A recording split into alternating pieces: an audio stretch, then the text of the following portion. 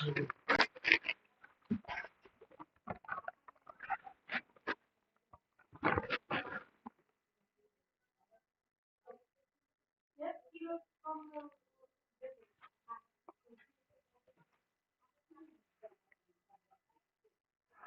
Students, कैसे हैं आप सभी।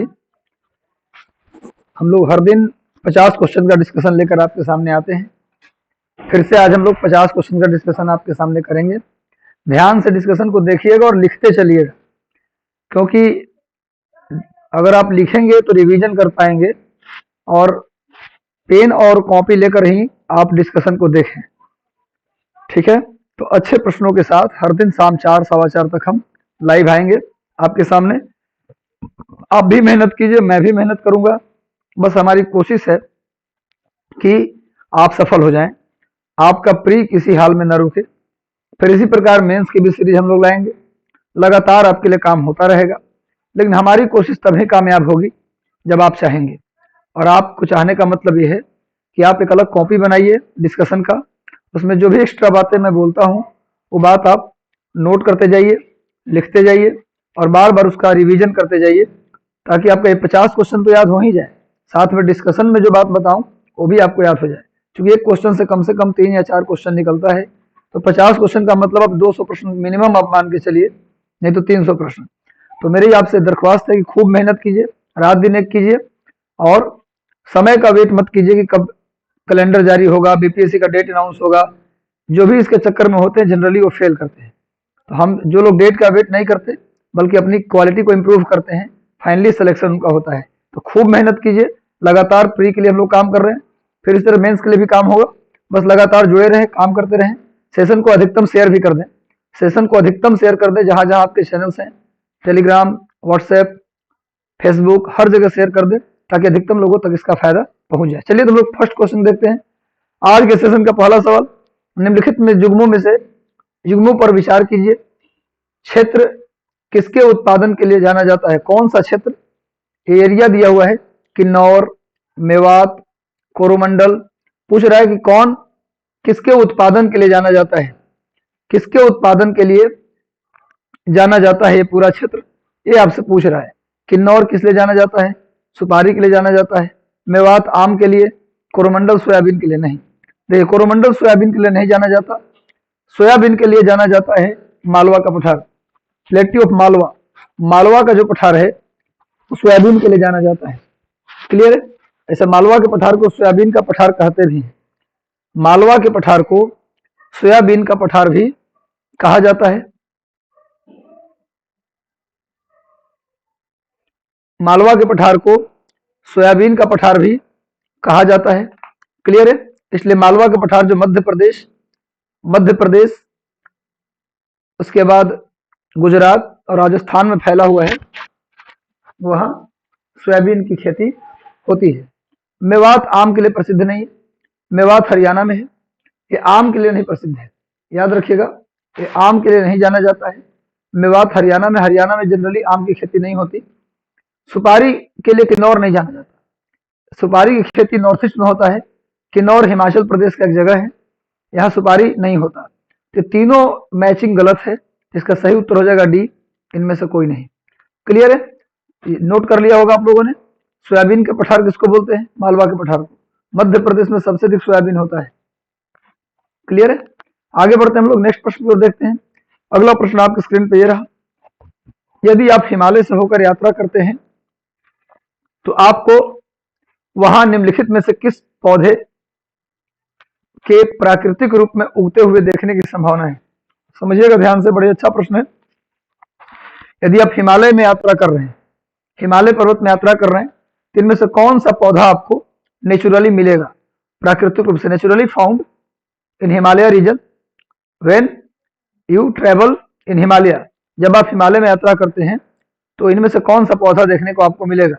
बिल्कुल सही है, बांज मिलेगा, बुरुंस भी मिलेगा, लेकिन चंदन नहीं मिलेगा। चंदन आप जानते हैं कि उष्ण कटिबंधीय पौधा है। हिमालय में शीतोष्ण कटिबंधीय और शीत कटिबंधीय जलवायु मिलता है, कोल्ड क्लाइमेट मिलता है।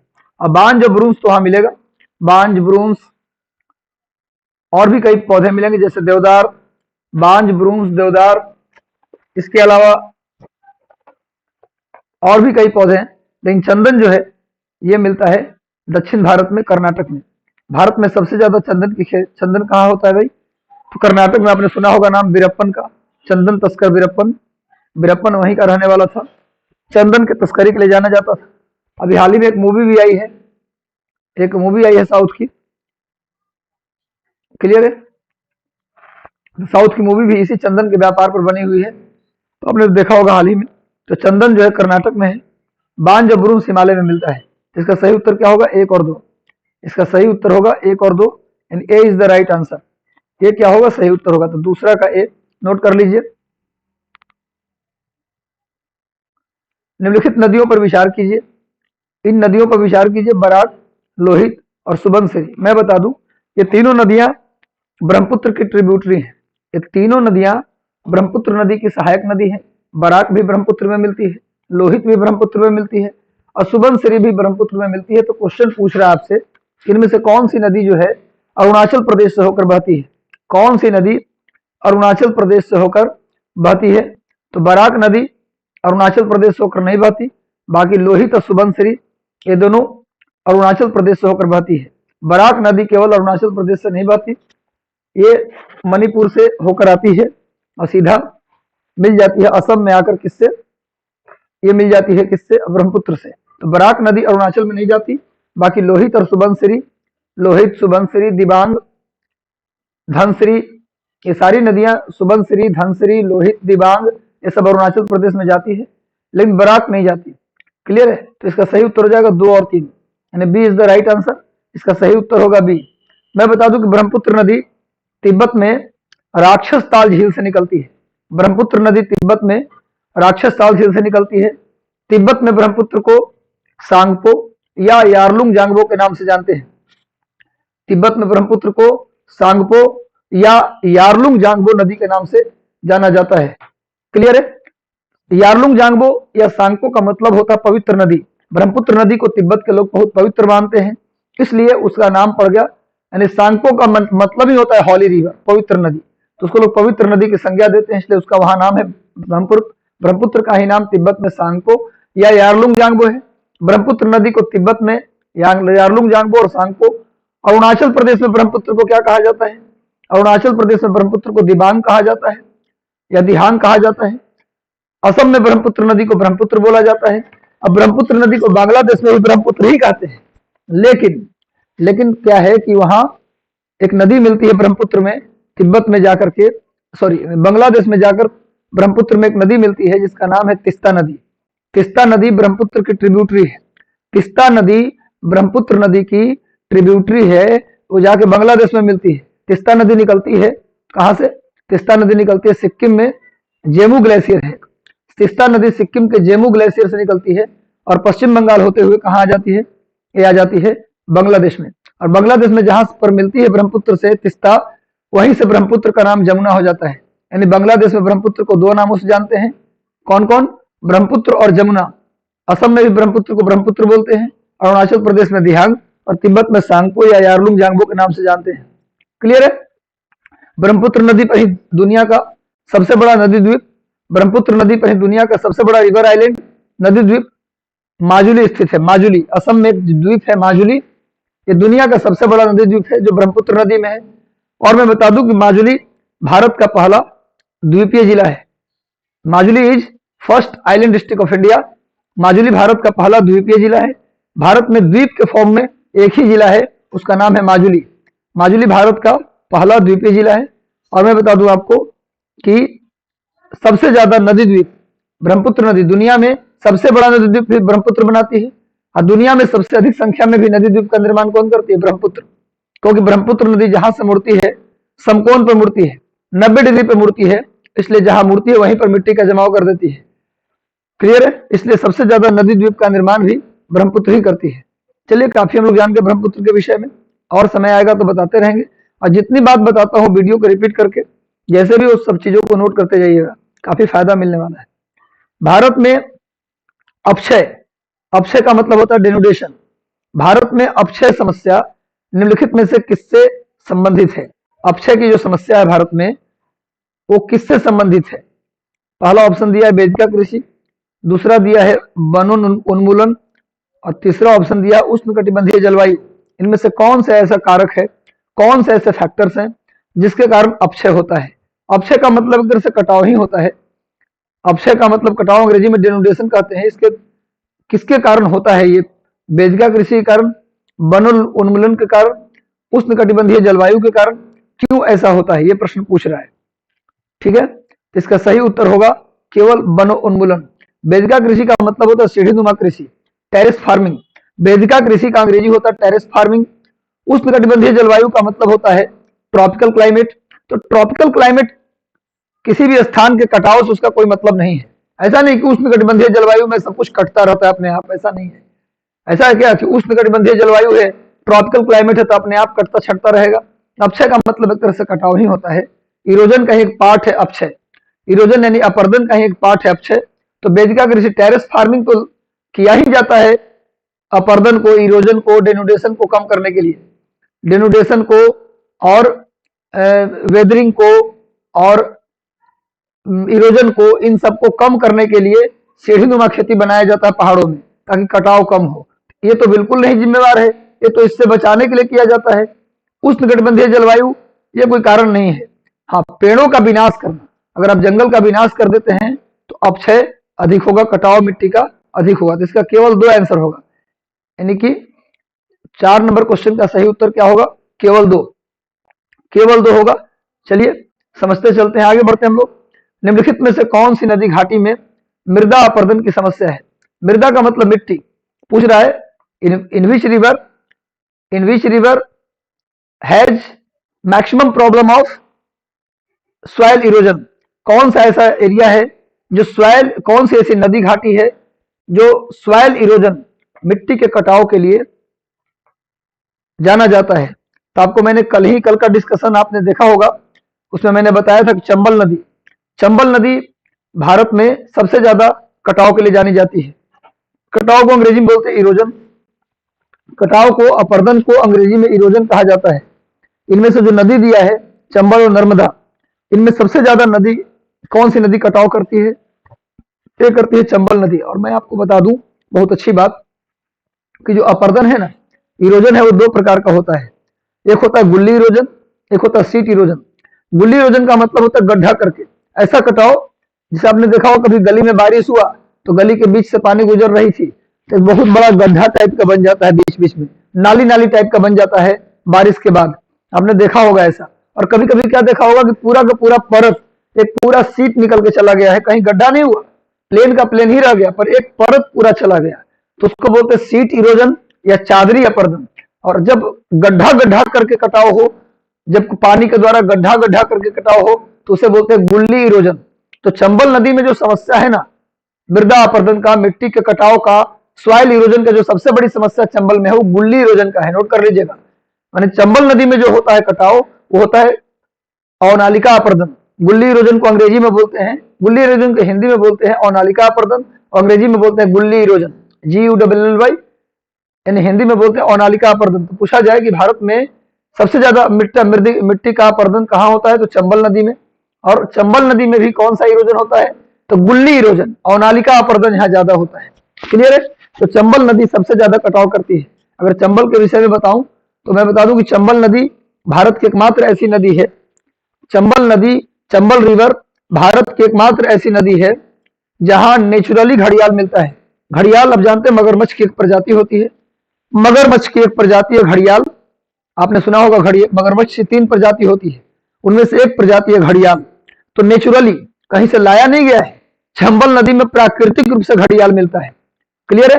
अवनालिका अपर्दन कौन करती है? गुल्ली इरोजन कौन करती है? चंबल करती है।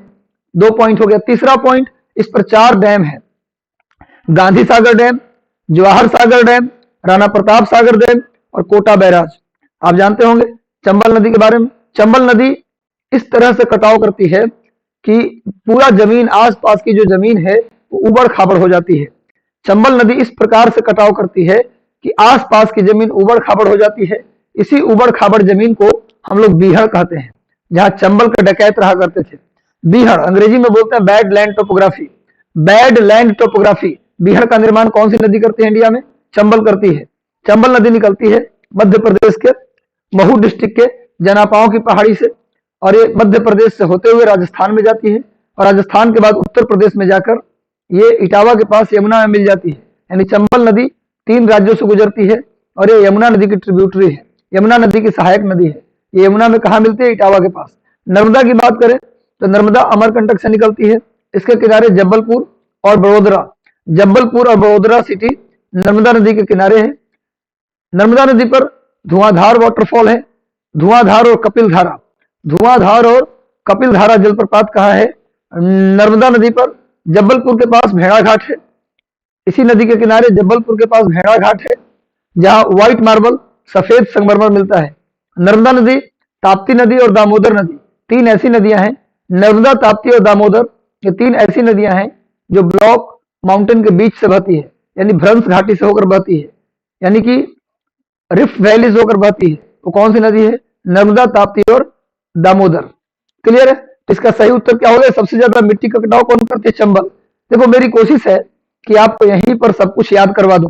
अगर कॉपी में जो आप नोट करते हैं, अगर वो नोट कर लिए कॉपी के अंदर आप और रिवीजन कर लिए तो और अच्छा हो जाएगा। और एक सजेशन और है कि पुराने जितने भी हमारे वीडियोज हैं, जो भी डिस्कशन का वीडियो, वो भी आप रिपीट करके देख लें, काफी इंफॉर्मेटिव वीडियो है, और उनको देख करके जो भी होता है आप उसका नोट्स बना लें। क्लियर है? नेक्स्ट आते हैं, कुछ शैलकृत बौद्ध गुफाओं को चैत्य कहते हैं। कुछ शैलकृत बौद्ध गुफा को चैत्य कहा जाता है, जबकि अन्य को विहार कहा जाता है। इसमें पूछ रहा है कि कौन इसमें से सही है, इन पर विचार करना है और बताना है कि कौन इसमें से सही है। कुछ शैलकृत बौद्ध गुफाओं को चैत्य कहते हैं, जबकि अन्य को विहार कहते हैं। तो पूछ रहा है कि चैत्य और विहार में इनमें से क्या अंतर है? चैत्य जो होता है और विहार जो होता है, उन दोनों के बीच क्या अंतर है? आप जानते हैं कि बौद्ध धर्म में 3 इमारत होता है। बौद्ध धर्म में बिल्डिंग कितने होते हैं? 3। एक को बोलते हैं चैत्य, एक को बोलते हैं विहार, और एक को बोलते हैं स्तूप। बौद्ध धर्म में 3 प्रकार के बिल्डिंग मिलते हैं। वैसे तो कह सकते हैं 4 प्रकार के बिल्डिंग मिलते हैं। कौन कौन मिलते हैं? चैत्य, विहार और स्तूप, 3 है। वैसे बिहार में गुफा विहार भी अलग से होता है, पेड़ों में, पहाड़ों में गुफा बना करके लोग रहते हैं, उसको गुहा विहार कहा जाता है। चैत्य, विहार और स्तूप, इसमें अंतर क्या है पहले ही समझ लीजिए, बाद में आंसर देखिएगा। चैत्य का मतलब बोलते हैं पूजा स्थल। बौद्ध धर्म के लोग जहां बैठ के पूजा पाठ करते हैं उसको चैत्य कहा जाता है, और बौद्ध धर्म के लोग जहां निवास करते हैं उसे विहार कहा जाता है। और जहां बौद्ध धर्म के लोगों को जलाकर उनकी अस्थियों को, उनकी हड्डियों को जहां रखा जाता है उसे स्तूप कहा जाता है। स्तूप का आकार गुंबदनुमा होता है। स्तूप का जो आकार होता है वो गुंबदनुमा होता है। जहां बौद्ध धर्म के अस्थियों को रखा जाता है उसे बोला जाता है स्तूप। आपने सुना होगा सांची का स्तूप और भरहुत का स्तूप। सांची और भरहुत का स्तूप जिसको अशोक ने बनवाया था, है ना, ये कहाँ है भैया? मध्य प्रदेश में स्थित है। तो सांची स्तूप किसने बनवाया था? अशोक ने बनवाया था। स्तूप का मतलब समझ में आ गया? जहां बौद्ध भिक्षुओं के अस्थि को, हड्डी को रखा जाता है। बिहार जहां बौद्ध भिक्षु रहते हैं, और चैत्य जहां पूजा करते हैं। तो देखते हैं आंसर क्या होगा। बिहार पूजा स्थल होता है, बिल्कुल गलत है। बिहार जो बौद्ध धर्म के लोग रहते हैं वहां। चैत्य बौद्ध भिक्षुओं का निवास स्थान है, बिल्कुल गलत उत्तर है। चैत्य जो होता है वो पूजा स्थल होता है, और बिहार रहने का स्थल होता है। दोनों एक दूसरे का विपरीत लिखा हुआ इसलिए गलत है। दूसरा पढ़ते हैं, चैत्य पूजा स्थल होता है, बिल्कुल सही, लेकिन बिहार बौद्ध भिक्षुओं का निवास स्थान होता है। बिल्कुल B is the right answer, B सही उत्तर है। सी देखे, चैत्य गुफा के दूर के सिरे पर स्तूप होता है, ऐसा कुछ नहीं है। जबकि बिहार गुफा पर अक्षीय कक्ष होता है। नहीं, दोनों में से कोई वास्तविक अंतर नहीं है, जिसका बी आंसर सही है। B is the right answer, है ना। पूरे भारत का सबसे बड़ा चैत्य है कार्ले का चैत्य। देख लीजिए, पूरे भारत में सबसे बड़ा चैत्य, बौद्ध धर्म के पूजा करने का सबसे बड़ा स्थान पूरे भारत में कार्ले, कार्ले का स्थान है। दक्षिण भारत में एक जगह है कार्ले। कार्ले का जो चैत्य है वो भारत का सबसे बड़ा चैत्य है। सबसे बड़ा बौद्ध धर्म का पूजा स्थल कार्ले में है। ठीक है, क्लियर है। तो ये दोनों अंतर है मूल रूप से। आगे आते हैं, नेक्स्ट अगला प्रश्न देखते हैं। निम्नलिखित में से कौन सा एक बौद्ध मत में निर्वाण की अवधारणा की सर्वश्रेष्ठ व्याख्या है? निर्वाण, बौद्ध धर्म में निर्वाण का मतलब क्या होता है? बौद्ध धर्म में निर्वाण का मतलब क्या होता है? ऑप्शन ए है तृष्णा रूपी अग्नि का समन। तृष्णा का मतलब होता है इच्छा। तृष्णा का मतलब और चाहिए और चाहिए, इसी को बोलते हैं तृष्णा, यानी प्यास बुझ नहीं रही है ना। अभी एक मर्सिडीज आ गई तो अब चाहिए BMW, अब BMW आ गया तो मसराती चाहिए। मतलब प्यास नहीं बुझ रही है। और कहते हैं ना कि लाल बहादुर शास्त्री ने कहा था कि जो आपकी इच्छा है ना वो आग में घी के समान काम करती है, इसलिए जब इच्छा हो उसी समय उसको दबा दीजिए, जितनी जरूरत हो उतनी ही इच्छा करें तो ज्यादा बेहतर होगा। पर आजकल दिक्कत क्या है कि लोग जरूरत से ज्यादा इच्छा करते हैं। खैर जाने दीजिए, होना भी चाहिए। तो तृष्णा रूपी अग्नि का समन। दूसरा है स्वयं की पूर्णतः अस्तित्वहीनता, यानी कह रहा है कि अपने आप को अस्तित्व विहीन मान लेना, इसको निर्वाण कहते हैं। या परमानंद या विश्राम की स्थिति, पूरे आप आनंद में आ गए हैं, आराम में आ गए हैं, इसको बोलते हैं हम लोग निर्वाण। अगला है धारणातीत मानसिक अवस्था, यानी ऐसी मानसिक अवस्था जिसमें एक धारणा बना लिए हैं, एक परसेप्शन बना लिए हैं, मैं जैसा सोचता हूं दुनिया ऐसा ही होगा। अगर ऐसा आपके मन में आ रहा है तो उसको बोलते हैं निर्वाण। या परमानंद की प्राप्ति हो गया, उसको बोलते हैं निर्वाण। स्वयं की पूर्णता मान लिया कि मैं दुनिया में कुछ भी नहीं हूं, मैं इसको मान लेना ही कहते हैं निर्वाण। या निर्वाण की परिभाषा क्या है भैया? तृष्णा रूपी अग्नि का समन। इसका सही उत्तर हो जाएगा तृष्णा रूपी अग्नि का समन। तृष्णा जो आपकी इच्छाएं हैं उसको क्या करना, उसको बुझाना। जितनी जरूरत है, मान लीजिए हमें एक गाड़ी से काम चल जा रहा है तो नई गाड़ी हम नहीं खरीदेंगे जब तक वो गाड़ी चलायमान है, जब तक वो बेहतरीन तरीके से स्मूथली चल रहा है तब तक हम नई गाड़ी नहीं खरीदेंगे। पर आज क्या होता है कि अभी नया वर्जन का मोबाइल आ गया तो नई मोबाइल खरीद लेते हम, है ना।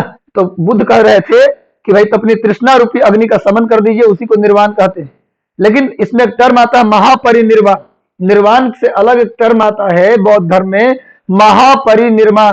इसमें क्या होता है कि जब बौद्ध भिक्षु का डेथ हो जाता है, जब बौद्ध भिक्षु मर जाते हैं तो उसी को बोला जाता है, उस घटना को बोला जाता है महापरिनिर्वाण। केवल निर्वाण ये मरने के बाद नहीं होता। बौद्ध धर्म में केवल निर्वाण है मतलब आप जिंदा रहते इसकी प्राप्ति करते हैं, यानी अपनी इच्छाओं को शांत कर लेते हैं। अब मुझे दुनिया में कोई इच्छा नहीं है, तो इसी को बोलते हैं हम लोग निर्वाण। लेकिन मृत्यु हो जाना महापरिनिर्वाण।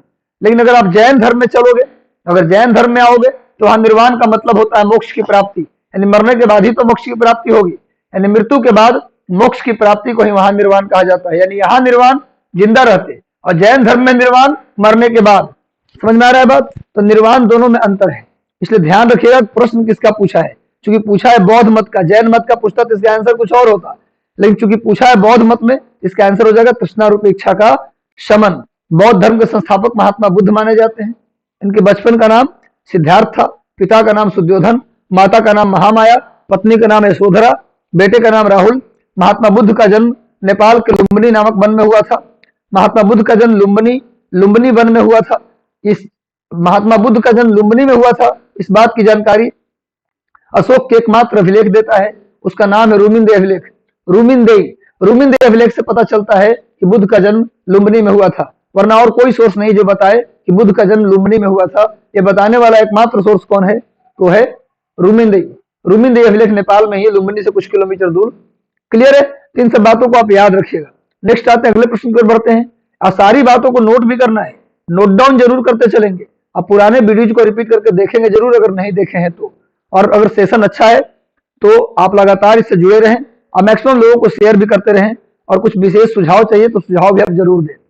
निम्नलिखित में से कौन सा इनमें से लक्षण है जो सिंधु घाटी सभ्यता के लोगों का सही चित्रण करता है? निम्नलिखित में से कौन से लक्षण हैं जो इंडस वैली सिविलाइजेशन लोगों में निहित था? Which characteristics present in Indus Valley civilisation, people of Indus Valley civilisation. कौन सी कैरेक्टरिस्टिक्स थी इसमें से जो इंडस वैली सिविलाइजेशन और हड़प्पन सिविलाइजेशन, आप जानते हैं कि इंडस वैली सिविलाइजेशन को ही हड़प्पन सिविलाइजेशन भी कहते हैं, तो कौन सी इनमें विशेषता है जो इंडस वैली के लोगों का है, ये पूछ रहा है। तो चलिए देखते हैं। उनके विशाल महल और मंदिर होते थे। विशाल महल और मंदिर होते थे। देखिए महल तो होता था, नो डाउट, सिंधु घाटी सभ्यता के लोग घर बनाते थे, अब उसे घर कह लीजिए महल कर लीजिए, होता था। लेकिन आप जानते हैं कि सिंधु घाटी सभ्यता में जो नगर थे वो दो हिस्सों में बटे थे, है ना। एक निचला नगर, एक ऊपरी नगर। ऊपरी नगर को गढ़ कहा जाता था, जहां पर ऊंचे ऊंचे महल बनाए जाते थे, कुलीन परिवार के लोग, उच्च कोटि के लोग रहते थे। और मंदिर की बात जहां तक करेंगे तो सिंधु घाटी सभ्यता में कोई मंदिर नहीं मिला है। सिंधु घाटी सभ्यता से मंदिर के प्रमाण नहीं मिले हैं, इसलिए ये वाला कोटेशन मंदिर होने के कारण गलती हो गया। अगर यहाँ मंदिर नहीं होता तो सही हो जाता। चूंकि मंदिर की बात किया है तो इंडस वैली के लोग मंदिर नहीं बनाते थे। क्लियर है? अब कहिए क्यों नहीं बनाते थे? तो हो सकता है वो कॉन्सेप्ट ना हो कि भगवान को भी सुरक्षित करना है, भगवान को भी ठंड लगता है, भगवान को भी बारिश से डर लगता है। वैदिक काल में आने के बाद आपको मंदिर दिखेगा, लेकिन इंडस वैली में कोई मंदिर नहीं था। वे देवी देवताओं दोनों की पूजा करते थे, बिल्कुल सही है। देवता में पशुपति की पूजा करते थे, सिंधु घाटी के लोग देवता में पशुपति की पूजा करते थे, और देवी में जानते हैं कि मातृ देवी की पूजा करते हैं।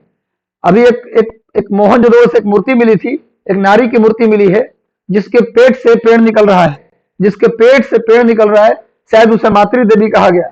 मातृ देवी की पूजा लोग करते थे, और देव में पशुपति जी का पूजा करते थे। तो देवी देवता दोनों की पूजा करते थे, बिल्कुल सही उत्तर है। तो दो तो सही है। वे युद्ध में घोड़ों द्वारा खींचे गए रथों का प्रयोग करते थे। देखिए रथ, घोड़ा का अवशेष मिला है, देखो भाई घोड़ा का अवशेष मिला है, लेकिन घोड़े द्वारा खींचे गए रथ तो कहीं नहीं मिला है। आप देखेंगे इंडस वैली से रथ कहीं नहीं मिला है, घोड़ा का प्रमाण मिला है सुरकोटदा से, नोट कर लीजिएगा, सुरकोटदा से घोड़े का अवशेष मिला है, लेकिन रथ का प्रमाण वहां से नहीं मिला है। युद्ध की बात करें तो युद्ध के प्रमाण भी नहीं मिले हैं, युद्ध के प्रमाण भी इंडस वैली में नहीं मिले हैं, और रथ का प्रमाण भी नहीं मिला है। हाँ घोड़ा मिला है, अगर बात करें यहाँ पर रहता केवल कि घोड़ा का प्रमाण मिला है तो सही हो जाता उत्तर, लेकिन न युद्ध न रथ, ये दोनों गायब है, इसलिए तीसरा भी गलत हो गया। पहला गलत क्यों हो गया? क्योंकि यहाँ मंदिर नहीं मिलता और लिखा कि मंदिर होते थे, तो गलत हो गया। तो सही उत्तर क्या होगा? केवल दो। यहाँ देवी और देवता दोनों की पूजा करते थे, देवता में पशुपति की पूजा करते थे और देवी में मातृ देवी की पूजा करते थे, इसलिए B is the right answer. यानी आठवां का क्या हो गया? बी। आप इंडस वैली की बात करते हैं तो इंडस वैली सिविलाइजेशन का काल 2700 से 1700 के बीच माना जाता है, 2750 से 1750 के बीच माना जाता है।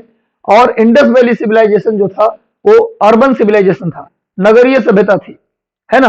क्यों नगरीय थी भाई? इसके पीछे भी एक वजह है, क्योंकि उस जमाने में आप बता दें कि उस जमाने में लोग ब्रॉन्ज बनाना सीख लिए थे, उस जमाने में लोग ब्रॉन्ज बनाते थे, क्लियर है, और कॉपर का भी इस्तेमाल करते थे। तो कॉपर में टीन मिलाने से बनता है ब्रॉन्ज, कॉपर में टीन मिला दीजिएगा तो क्या बन जाएगा? ब्रॉन्ज। ब्रॉन्ज एक एलॉय है, एक मिश्र धातु है जो बनता है कॉपर में टीन को मिलाने से। उस जमाने में इंडिया में कॉपर बड़े पैमाने पर मिलता था, आज भी मिलता है, उस जमाने में भी तांबा बहुत मिलता था। इंडस वैली के लोगों को इंडिया में ही कॉपर मिल जाता था, लेकिन टीन उनको ईरान से, अफगानिस्तान से मंगवाना पड़ता था, जो काफी कॉस्टली पड़ता था, काफी महंगा पड़ता था, इसलिए वो टीन नहीं मंगवा पाए, क्योंकि टीन महंगा था, इसीलिए कॉपर का इस्तेमाल करते रह गए। आपको मात्र पूरे इंडस वैली की खुदाई की बात करेंगे ना तो मात्र 5% हिस्सा है इंडस वैली का, 5% मात्र हिस्सा है जो ब्रॉन्ज का बना हुआ सामान मिला है। बाकी 95% वहां से जो मिला है ना वो कॉपर का बना हुआ सामान मिला है, तांबा का बना हुआ सामान मिला है। कहां से? इंडस वैली से। समझ में आ रहा है बात क्या बोल रहा हूं? तो तांबा का, तब आप बोलेंगे कि सर इसका मतलब इंडस वैली कॉपर सिविलाइजेशन था। नो, बिल्कुल नहीं। ये लोग ब्रॉन्ज बनाना जानते थे, लेकिन ब्रॉन्ज बनाना चाहते भी थे, लेकिन टीन न मिलने के कारण ये ब्रॉन्ज नहीं बना पाए, इसीलिए इनको हम लोग कॉपर एज नहीं बोलेंगे, बल्कि इसको ब्रॉन्ज एज सिविलाइजेशन ही बोलेंगे। इंडस वैली सिविलाइजेशन को ब्रॉन्ज एज सिविलाइजेशन कहा जाता है, लेकिन ब्रॉन्ज या कॉपर दोनों में से किसी से भी आप खेत को जोतने के लिए हल नहीं बना सकते। खेत को जोतना है भैया, हल बनाना है भैया, तो आपको कठोर मेटल चाहिए, जैसे आयरन का खोज होना चाहिए। उस जमाने में आयरन का खोज नहीं हुआ था। इंडस वैली के लोग लोहा के बारे में नहीं जानते थे, इंडस वैली के लोग आयरन के बारे में बिल्कुल नहीं जानते थे। तो कॉपर से या ब्रॉन्ज से आप हल नहीं बना सकते, और जब हल नहीं बना सकते तो खेती नहीं होगी, और खेती नहीं होगी तो गांव नहीं बसेगा। खेती नहीं होगी भाई तो गांव नहीं बसेगा, और गांव नहीं बसेगा तो क्या बसेगा? शहर बसेगा।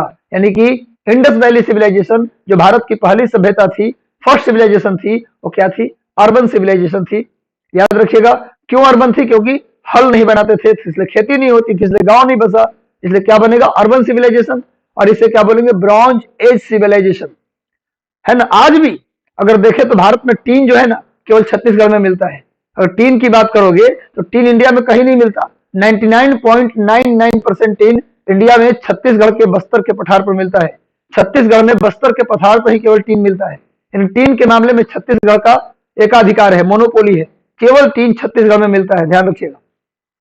तो ये सारी बातों को नोट कर लीजिएगा। इंडस वैली सिविलाइजेशन एक ट्रायंगुलर सिविलाइजेशन था, त्रिभुजाकार सभ्यता था। इसके फैलाव कैसा था? त्रिभुजाकार। इसका कुल क्षेत्रफल था 13 लाख वर्ग किलोमीटर। इसकी उत्तरी बिंदु जम्मू कश्मीर में पड़ता था मांडा, दक्षिणी बिंदु पड़ता था भगत राव या दायमाबाद, पूर्वी बिंदु पड़ता था आलमगीरपुर, और सबसे पश्चिमी बिंदु पड़ता था बलूचिस्तान। सबसे पश्चिमी बलूचिस्तान, पूरब में आलमगीरपुर मेरठ, उत्तर में सबसे अंतिम बिंदु मांडा और दक्षिण में दायमाबाद या भगतराव। क्लियर है? तो इसको आप याद कर लीजिएगा इतनी बातों को। हम धीरे धीरे करके जब भी इंडस वैली आएगा कुछ ना कुछ बेहतर बात, एक्स्ट्रा बात बताते रहेंगे। इससे आपका पूरा सिलेबस, अगर डिस्कशन लगातार अगर देखते रह गए आप लोग, तो मान के चलिए कि 1 से 1.5 महीने में आपको महसूस होगा कि सिलेबस का अधिकांश बात हमारा कंप्लीट हो चुका है सिर्फ डिस्कशन से। क्लियर है? तो लगातार जुड़े रहें और लोगों को जोड़ते भी रहें। निम्नलिखित में से कौन से कथन जैन सिद्धांत के रूप में है? इनमें से कौन सा कोटेशन जैन सिद्धांत में आता है? कौन सा इसमें से कोटेशन है जो जैन सिद्धांत में आता है? पहला कोटेशन देखिए, क्या पढ़िए, ध्यान से समझिए। कर्म को विनष्ट करने का सुनिश्चित मार्ग तपश्चर्या है। कर्म को, कर्म का मतलब यहाँ काम नहीं है, कर्म का मतलब यहाँ पर इच्छा है, कर्म का मतलब यहाँ काम से है। कर्म का मतलब वो आप जो वर्क करते हैं उससे नहीं है, काम। काम का मतलब काम भावना, काम भावना का मतलब होता है इच्छा। जो इच्छा है उसको नष्ट करना आप चाहते हैं तो उसका सही तरीका है तपस्या करना। और मैंने याद होगा आज से 2 दिन पहले वाला डिस्कशन भी आप देखे होंगे, कल या परसों का मैंने डिस्कशन जो किया उसमें बताया था कि भाई बौद्ध धर्म में जो है तपश्चर्या की बात नहीं है, वहां मध्यम मार्ग की बात की गई है। बौद्ध धर्म में कहा जाता है कि सितार के तार को इतना मत खींचो कि टूट जाए और इतना ढीला मत छोड़ो कि बजे ही नहीं। मतलब आपको एकदम कठोर तपस्या करने की जरूरत नहीं है, बॉडी जितना डिमांड करे उतनी ही तपस्या आप करें। ऐसा ना हो कि भैया आप बॉडी को ज्यादा टॉर्चर करें, चलो भैया 10 दिन तक खाना नहीं खा रहे हैं, ऐसा ना करें। तो तपश्चर्या वाली बात जो है ना जैन धर्म में है, यानी इतना है ना कि अगर आपको इच्छा पर काबू पाना है तो आप तपस्या से ही उसको पा सकते हैं। बिल्कुल सही है। प्रत्येक वस्तु में, चाहे वो सूक्ष्मतम कण क्यों न हो, प्रत्येक वस्तु, ईच ऑब्जेक्ट, चाहे वो एकदम माइक्रो पार्टिकल क्यों न हो, उसमें आत्मा होती है। बिल्कुल सही। आत्मा की बात इन्होंने कहा, जैन धर्म में बिल्कुल आत्मा की सत्ता थी और कहा कि प्रत्येक वस्तु में आत्मा होती है, प्रत्येक वस्तु में आत्मा होती है। बात किसने कहा? जैनियों ने। कर्म आत्मा का विनाशक है और अवश्य इसका अंत करना चाहिए। कर्म का मतलब वही बात, यहाँ कर्म का मतलब वो वर्क नहीं समझिए आप, इसको इच्छा समझिए। इच्छा जो है आत्मा को विनष्ट कर देता है, अतः इच्छा को समाप्त हो जाना चाहिए। ये बिल्कुल सही है। तो 1, 2 और 3 तीनों सही है, इसलिए इसका उत्तर हो जाएगा D is the right answer. D is the right answer. 9 का हो गया डी। अब आते हैं 10वें नंबर का क्वेश्चन। 10वें नंबर का क्वेश्चन में आते हैं हम लोग। 10वां नंबर का क्वेश्चन पढ़िए। भारत की यात्रा करने वाले चीनी यात्री युआन चुआंग, जिसको ह्वेन सांग भी कहते हैं, चीन में ह्वेन सांग का नाम क्या था? Yuan Chwang. ये भारत की यात्रा किए थे हर्षवर्धन के समय। आप जानते हैं कि ह्वेन सांग भारत कब आया था? ह्वेन सांग भारत कब आया था? जब भारत के राजा कौन थे? हर्षवर्धन। उनके काल में ह्वेन सांग आए थे, जिनको चीन में युआन चुआंग कहा जाता है, ने तत्कालीन भारत की सामान्य दशाओं और संस्कृति का वर्णन किया है।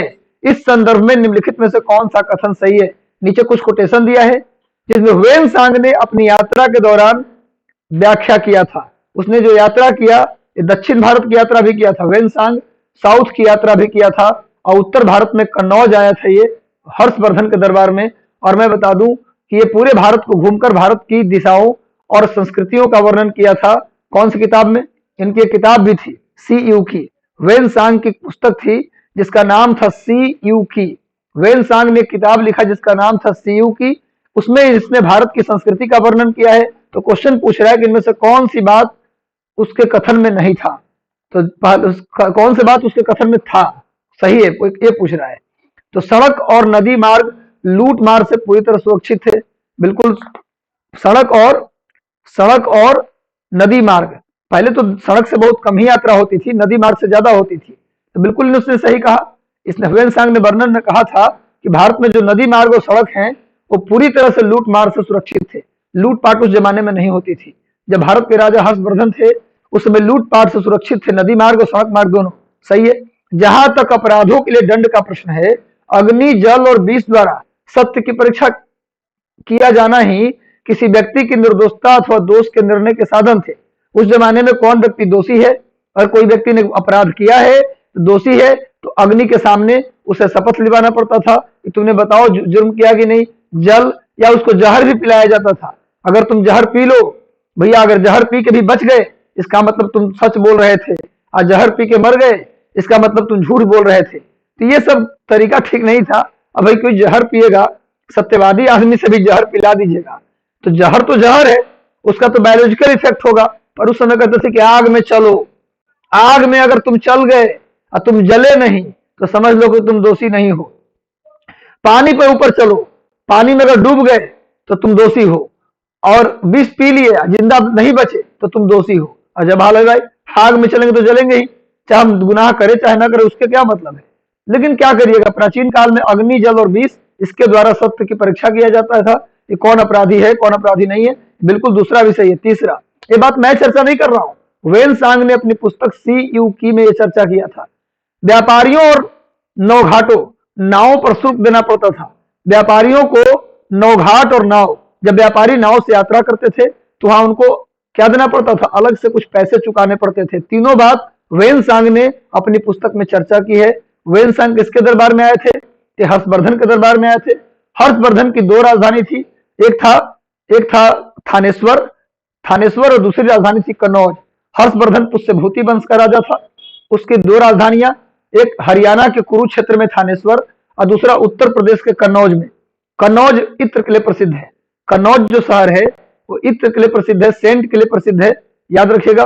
और कन्नौज में ही मुगल वंश के शासक जहांगीर का ससुराल था। नूरजहां कन्नौज की ही रहने वाली थी, इसको भी याद रखिएगा। हर्षवर्धन की बहन का नाम था राज्यश्री। हर्षवर्धन के बड़े भाई का नाम था राज्यवर्धन। उनके पिता का नाम था प्रभाकर वर्धन। ये बात आप याद रखिएगा। हर्षवर्धन ने दो बड़ा धार्मिक सम्मेलन प्रयाग और कन्नौज और प्रयाग में बुलाया था। हर्षवर्धन ने दो बड़ा धार्मिक सम्मेलन बुलाया था, एक कन्नौज में और दूसरा प्रयाग में, जिसको बाद में इलाहाबाद के नाम से जाने लगा। पूछा जाए कि दो बड़े सम्मेलन किसने बुलाया था, हर्षवर्धन ने। कहां कहां बुलाया था, कन्नौज और प्रयाग में। और हर्षवर्धन के दरबार में ही रहते थे बाणभट्ट। हर्षवर्धन के दरबार में एक बड़े कवि रहते थे जिनका नाम है बाणभट्ट। उनका संबंध बिहार से है। बाणभट्ट का संबंध बिहार के अरवल जिले से है, याद रखिएगा। बिहार स्पेशल में भी काम आ जाएगा आपको। बिहार से के अरवल जिले से संबंध है बाणभट्ट का। बाणभट्ट ने एक पुस्तक लिखी थी हर्षचरित, कदम्बरी, नागानंद। ये सब पुस्तक किसने लिखी थी, बाणभट्ट ने लिखी थी। चलिए, बहुत सारी बात हम लोग सुन चुके। अगले प्रश्न की ओर बढ़ते हम लोग। निम्नलिखित भक्ति संतों पर विचार कीजिए। इन भक्ति संतों पर विचार कीजिए और बताइए कि इनमें से कौन उस समय उपदेश देता था जब लोधी वंश का पतन हुआ तथा बाबर का सत्तारूढ़ हुआ। यानी कि लोधी वंश अंत हुआ। लोधी वंश का अंतिम शासक इब्राहिम लोधी। आप जानते हैं ना कि इब्राहिम लोधी और बाबर के बीच पानीपत की लड़ाई हुई थी 1526 में। उसमें लड़ाई में लड़ते हुए इब्राहिम लोधी मारा गया। युद्ध के मैदान में मारा जाने वाला एकमात्र सल्तनत का शासक कौन था। सल्तनत में कई वंश ने शासन किया। सल्तनत काल में कई राजवंशों ने शासन किया, जिसमें गुलाम वंश, खिलजी वंश, तुगलक वंश, सैयद वंश, लोधी वंश, यही 5 वंशों ने शासन किया। कौन कौन, गुलाम, खिलजी, क्रम से मैं बोल रहा हूं, गुलाम, खिलजी, तुगलक, सैयद और लोधी, ये 5 वंशों ने शासन किया। सबसे लास्ट में लोधी आए। लोधी में सबसे अंतिम राजा थे इब्राहिम लोधी, जो युद्ध के मैदान में मारे गए। पूरे सल्तनत में इस 5 राजवंश में एकमात्र राजा था इब्राहिम लोधी, जो युद्ध के मैदान में मारा गया, पानीपत की पहली लड़ाई में मारा गया। इस लड़ाई के बाद बाबर का शासन आया।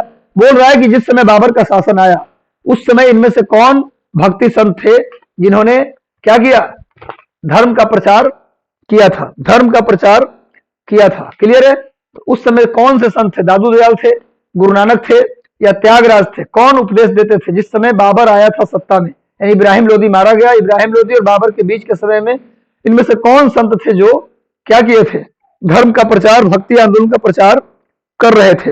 इसका सही उत्तर होगा केवल दो गुरु नानक देव जी। आप जानते हैं गुरु नानक देव जी ने ही सिख धर्म की स्थापना की थी।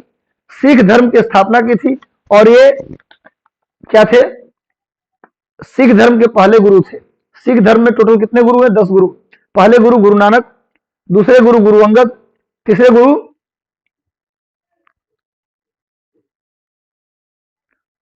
तो टोटल कितने गुरु हैं, 10 गुरु हैं। तो गुरु नानक देव जी के बारे में कहते हैं इन्होंने सिख धर्म की स्थापना की।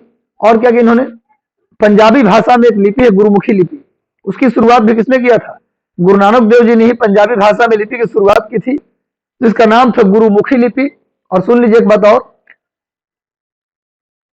जो अमृतसर में स्वर्ण मंदिर है, अमृतसर में जो स्वर्ण मंदिर है उसका नाम है हरमंदिर साहिब, उसका नाम है हरमंदिर साहिब। उसके निर्माण करने के लिए अकबर ने गुरु रामदास, सिख धर्म के चौथे गुरु को जमीन दान दिया था, है ना, जमीन दान दिया था। लेकिन जमीन मिला गुरु रामदास को, गुरु रामदास को जमीन मिली थी गिफ्ट में, अकबर की तरफ से गुरु रामदास को जमीन मिली, लेकिन उस जमीन पर स्वर्ण मंदिर या हरमंदिर साहिब का निर्माण गुरु अर्जुन देव ने करवाया था। अर्जुन देव सिख धर्म के 5वें गुरु थे। पहले गुरु का नाम क्या था? गुरु नानक, दूसरे गुरु गुरु अंगद, तीसरे गुरु अमरदास, चौथे गुरु रामदास और 5वें गुरु गुरु अर्जुन देव, और अंतिम गुरु थे गुरु गोविंद सिंह जी।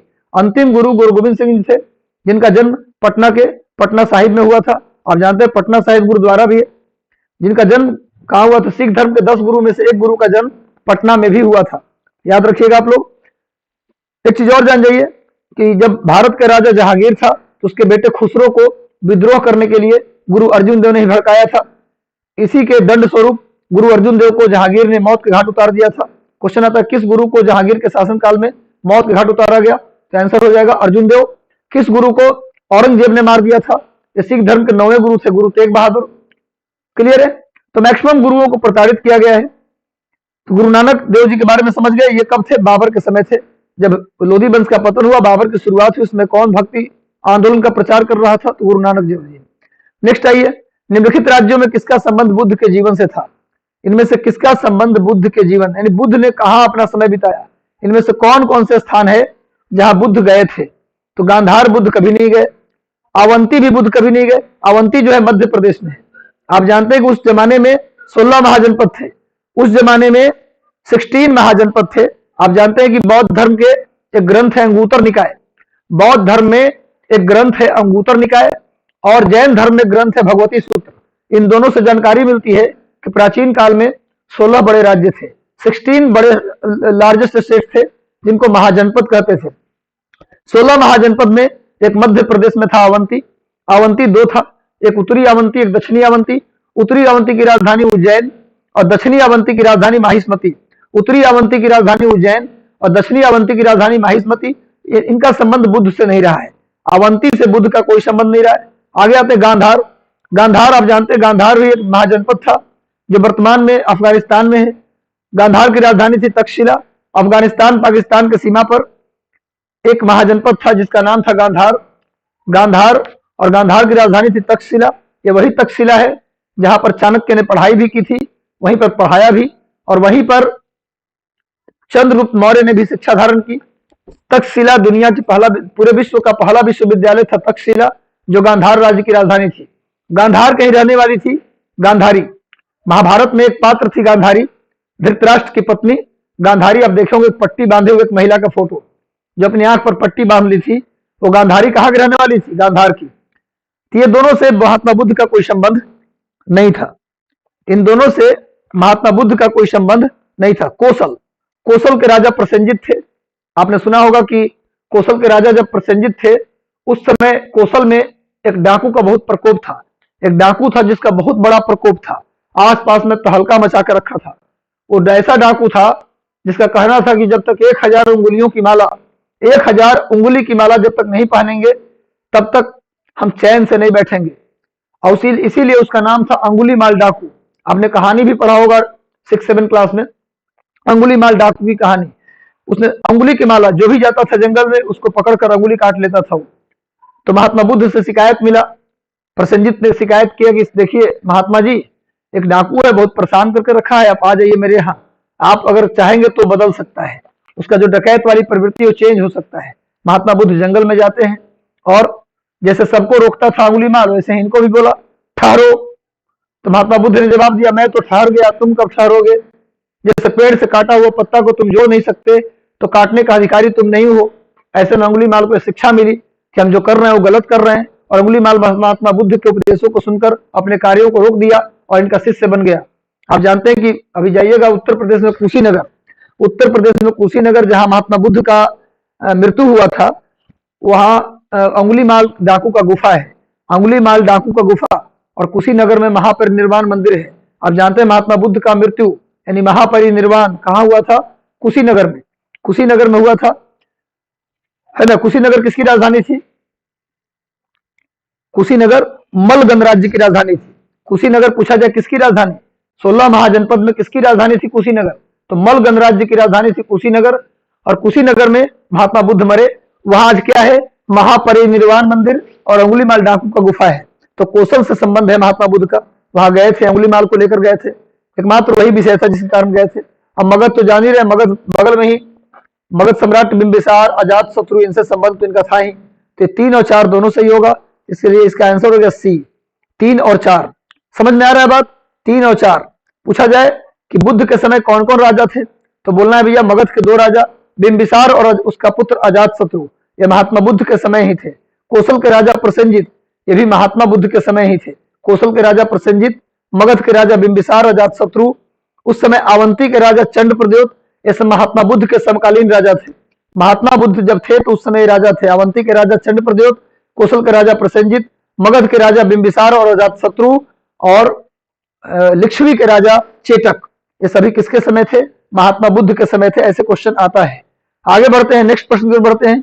प्रत्येक वर्ष कतिपय विशिष्ट समुदाय जनजाति पारिस्थितिकी रूप से महत्वपूर्ण मास भर चलने वाले अभियान त्योहार के दौरान फलदार वृक्षों की पौधरोपण करते हैं। कौन सी ऐसी जनजाति है?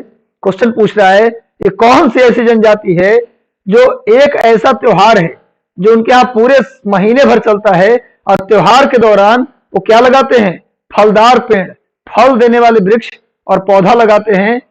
पूजा निम्नलिखित में से वह कौन सी जनजाति है, कौन सा समुदाय है जो क्या करता है? फलदार वृक्षों का रोपण करता है। फलदार वृक्षों का रोपण करता है, वो कौन सी जनजाति है? मतलब एक त्योहार आता है, उस त्योहार में पूरे 1 महीने फल देने वाले वृक्षों को रोपा जाता है, पौधों को लगाया जाता है। वो जनजाति कौन सी है? तो उसका सही उत्तर होगा गोंड और कोरकू। गोंड और कोरकू जनजाति, गोंड जनजाति और कोरकू जनजाति ये मध्य प्रदेश और राजस्थान में निवास करती है। इनके द्वारा 1 महीने लगातार फलदार पेड़ और पौधे का रोपण किया जाता है। ये साल में 1 बार लोग करते हैं। क्लियर है? किस लिए करते हैं भैया? तो पारिस्थितिकी रूप से महत्वपूर्ण, मतलब सिर्फ पर्यावरण की सुरक्षा के लिए त्योहार मनाया जाता है। और मैं तो कहता हूं कि इस तरह का त्योहार हर जाति में, हर जनजाति में मनाया जाना चाहिए, है ना। अगर पर्यावरण का संरक्षण करना है, पेड़ों को बचाना है, तो ऐसा करना होगा हर एक जाति में, हर एक जनजाति में। बिल्कुल काबिले तारीफ है। गोंड और कोरकू 2 जनजाति जो पूरे महीने क्या करता है? फलदार वृक्ष को लगाता है। नेक्स्ट आते हैं, अगले प्रश्न की ओर बढ़ते हैं। मध्यकालीन भारत में महतर और पटिकल पद नाम, एक पोस्ट होता था महतर, एक पोस्ट होता था पटिकल। ये दोनों पोस्ट किसके लिए था? ये दोनों टर्म जो आता था वो किस लिए आता था? ये प्रश्न पूछ रहा है। इसका सही उत्तर होगा गांव के मुखिया।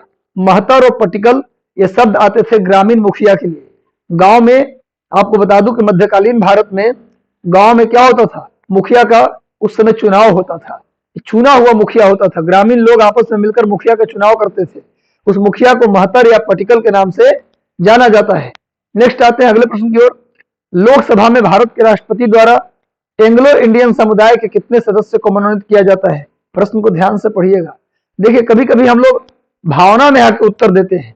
जैसे कुछ लोग क्या करेंगे, लोकसभा में भारत के राष्ट्रपति के द्वारा एंग्लो इंडियन समुदाय के सदस्यों को कितने मनोनीत किया जाता है? तो बहुत लोग इसमें आंसर डी मार के चले आएंगे।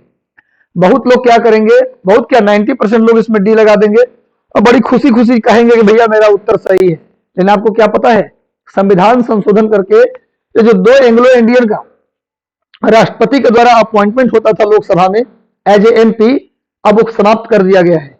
अब 2 एंग्लो इंडियन की नियुक्ति का जो प्रोविजन था उसे खत्म कर दिया है कंप्लीटली। यानी 2019 में जो नया लोकसभा बना, उसी लोकसभा से क्या कर दिया गया है, इस सिस्टम को समाप्त कर दिया गया है। तो आंसर क्या हो जाएगा? उपयुक्त में से कोई नहीं।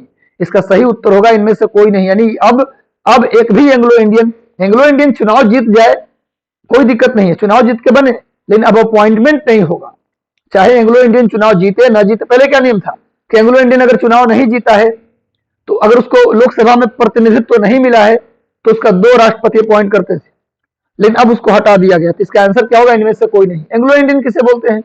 एंग्लो इंडियन, एंग्लो का मतलब अंग्रेज, ब्रिटिश, ऐसा ब्रिटिश नागरिक जो आजादी के बाद सारे ब्रिटिश चले गए, लेकिन ऐसे ब्रिटिश जो भारत में ही रहना पसंद किए, जो इंडिया को ही अपना देश बना लिए, उनको कहा गया एंग्लो इंडियन। और मैं तो समझता हूं कि जो अंग्रेज भारत को लूटा, जो अंग्रेज भारत को बर्बाद किया, जो अंग्रेज भारत का शोषण किया, जो अंग्रेज भारत में क्रूरता दिखाया, उस अंग्रेज के लिए 2 सीट देना क्या जरूरी था? भाई, जब लोकतंत्र है तो तुम चुनाव जीत के आओ, यहाँ क्या था भैया कि अगर इनको प्रतिनिधित्व नहीं मिले तो इनको 2 लोगों को बिना चुनाव लड़े ही एमपी बना दीजिए। मुझे लगता है ये शुरू से ही हटा देना चाहिए था। खैर मोदी जी के काल में हुआ है, काबिल तारीफ बात है, अच्छी बात है, ऐसा होना चाहिए। लोकतंत्र में अपॉइंटमेंट और सिस्टम ही खत्म कर देना चाहिए। समझ में आ रहा है बात? हाँ, लेकिन राज्यसभा में 12 लोगों को अपॉइंट किया जाता है, इसमें कोई दिक्कत नहीं है। वजह यह है कि जिनको जिनको लोकसभा राज्यसभा में अपॉइंट किया जाता है वो कंप्लीट इंडियन है, पहली बात तो यह है।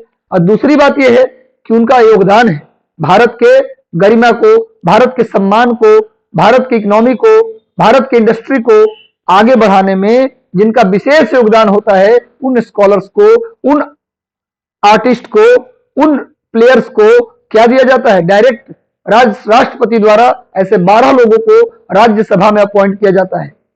अगर ये एंग्लो इंडियन, कि सिर्फ एंग्लो इंडियन के नाम पर अपॉइंट हो तो ये सही चीज नहीं था, इसको हटा दिया गया, अच्छी बात है। अब केवल राष्ट्रपति राज्यसभा में 12 लोगों को अपॉइंट करते हैं। अगर ऐसा पूछ ले कि राष्ट्रपति के द्वारा संसद में कितने लोगों की अपॉइंटमेंट होती है, तो आपने क्या बोलना है? आपको बोलना है कि कुल 12 लोग। पहले कुल 14 लोग होते थे। संसद का मतलब लोकसभा राज्यसभा दोनों होता है, तो पहले अगर ऐसा क्वेश्चन पूछता तो 14 होता, पर अब क्या आंसर होगा? केवल 12। यानी संसद में कुल 12 लोगों का राष्ट्रपति के द्वारा मनोनयन होता है। अब एंग्लो इंडियन समुदाय को हटा दिया गया। क्लियर है? इसका सही उत्तर हो गया E is the right answer. Next आते हैं हम लोग अगले प्रश्न पर। भारतीय संविधान के अनुच्छेद 70 के अंतर्गत, भारतीय संविधान के अनुच्छेद 70 आर्टिकल 70 कहता है कि राष्ट्रपति एवं उपराष्ट्रपति न रहे। अगर राष्ट्रपति भी एब्सेंट हैं, उपराष्ट्रपति भी एब्सेंट हैं, अनुपस्थित हैं, तो उन दोनों एब्सेंट हैं तो राष्ट्रपति कौन होगा? तो भारत का मुख्य न्यायाधीश, भारत का chief justice, chief justice of India जो होगा वो क्या होगा? चीफ जस्टिस ऑफ इंडिया जो होगा वो क्या होगा भाई? भारत का राष्ट्रपति होगा 6 महीने के लिए। आप जानते हैं कि राष्ट्रपति का पद 6 महीने से ज्यादा खाली नहीं रहता। भारत में राष्ट्रपति के पद पर अगर कोई व्यक्ति उनके न रहने पर अपॉइंट होता है तो राष्ट्रपति का चुनाव 6 महीने के अंदर हो जाना चाहिए। पर अमेरिका में ऐसा नियम नहीं है।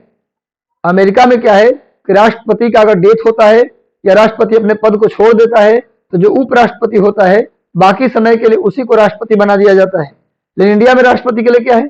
कोई भी व्यक्ति राष्ट्रपति की जगह अगर बनेगा राष्ट्रपति, जैसे राष्ट्रपति न रहे तो उपराष्ट्रपति बनेंगे, और उपराष्ट्रपति भी गायब है तो मुख्य न्यायाधीश बनेंगे। तो कितने दिन के लिए बनेंगे? 6 महीने के लिए।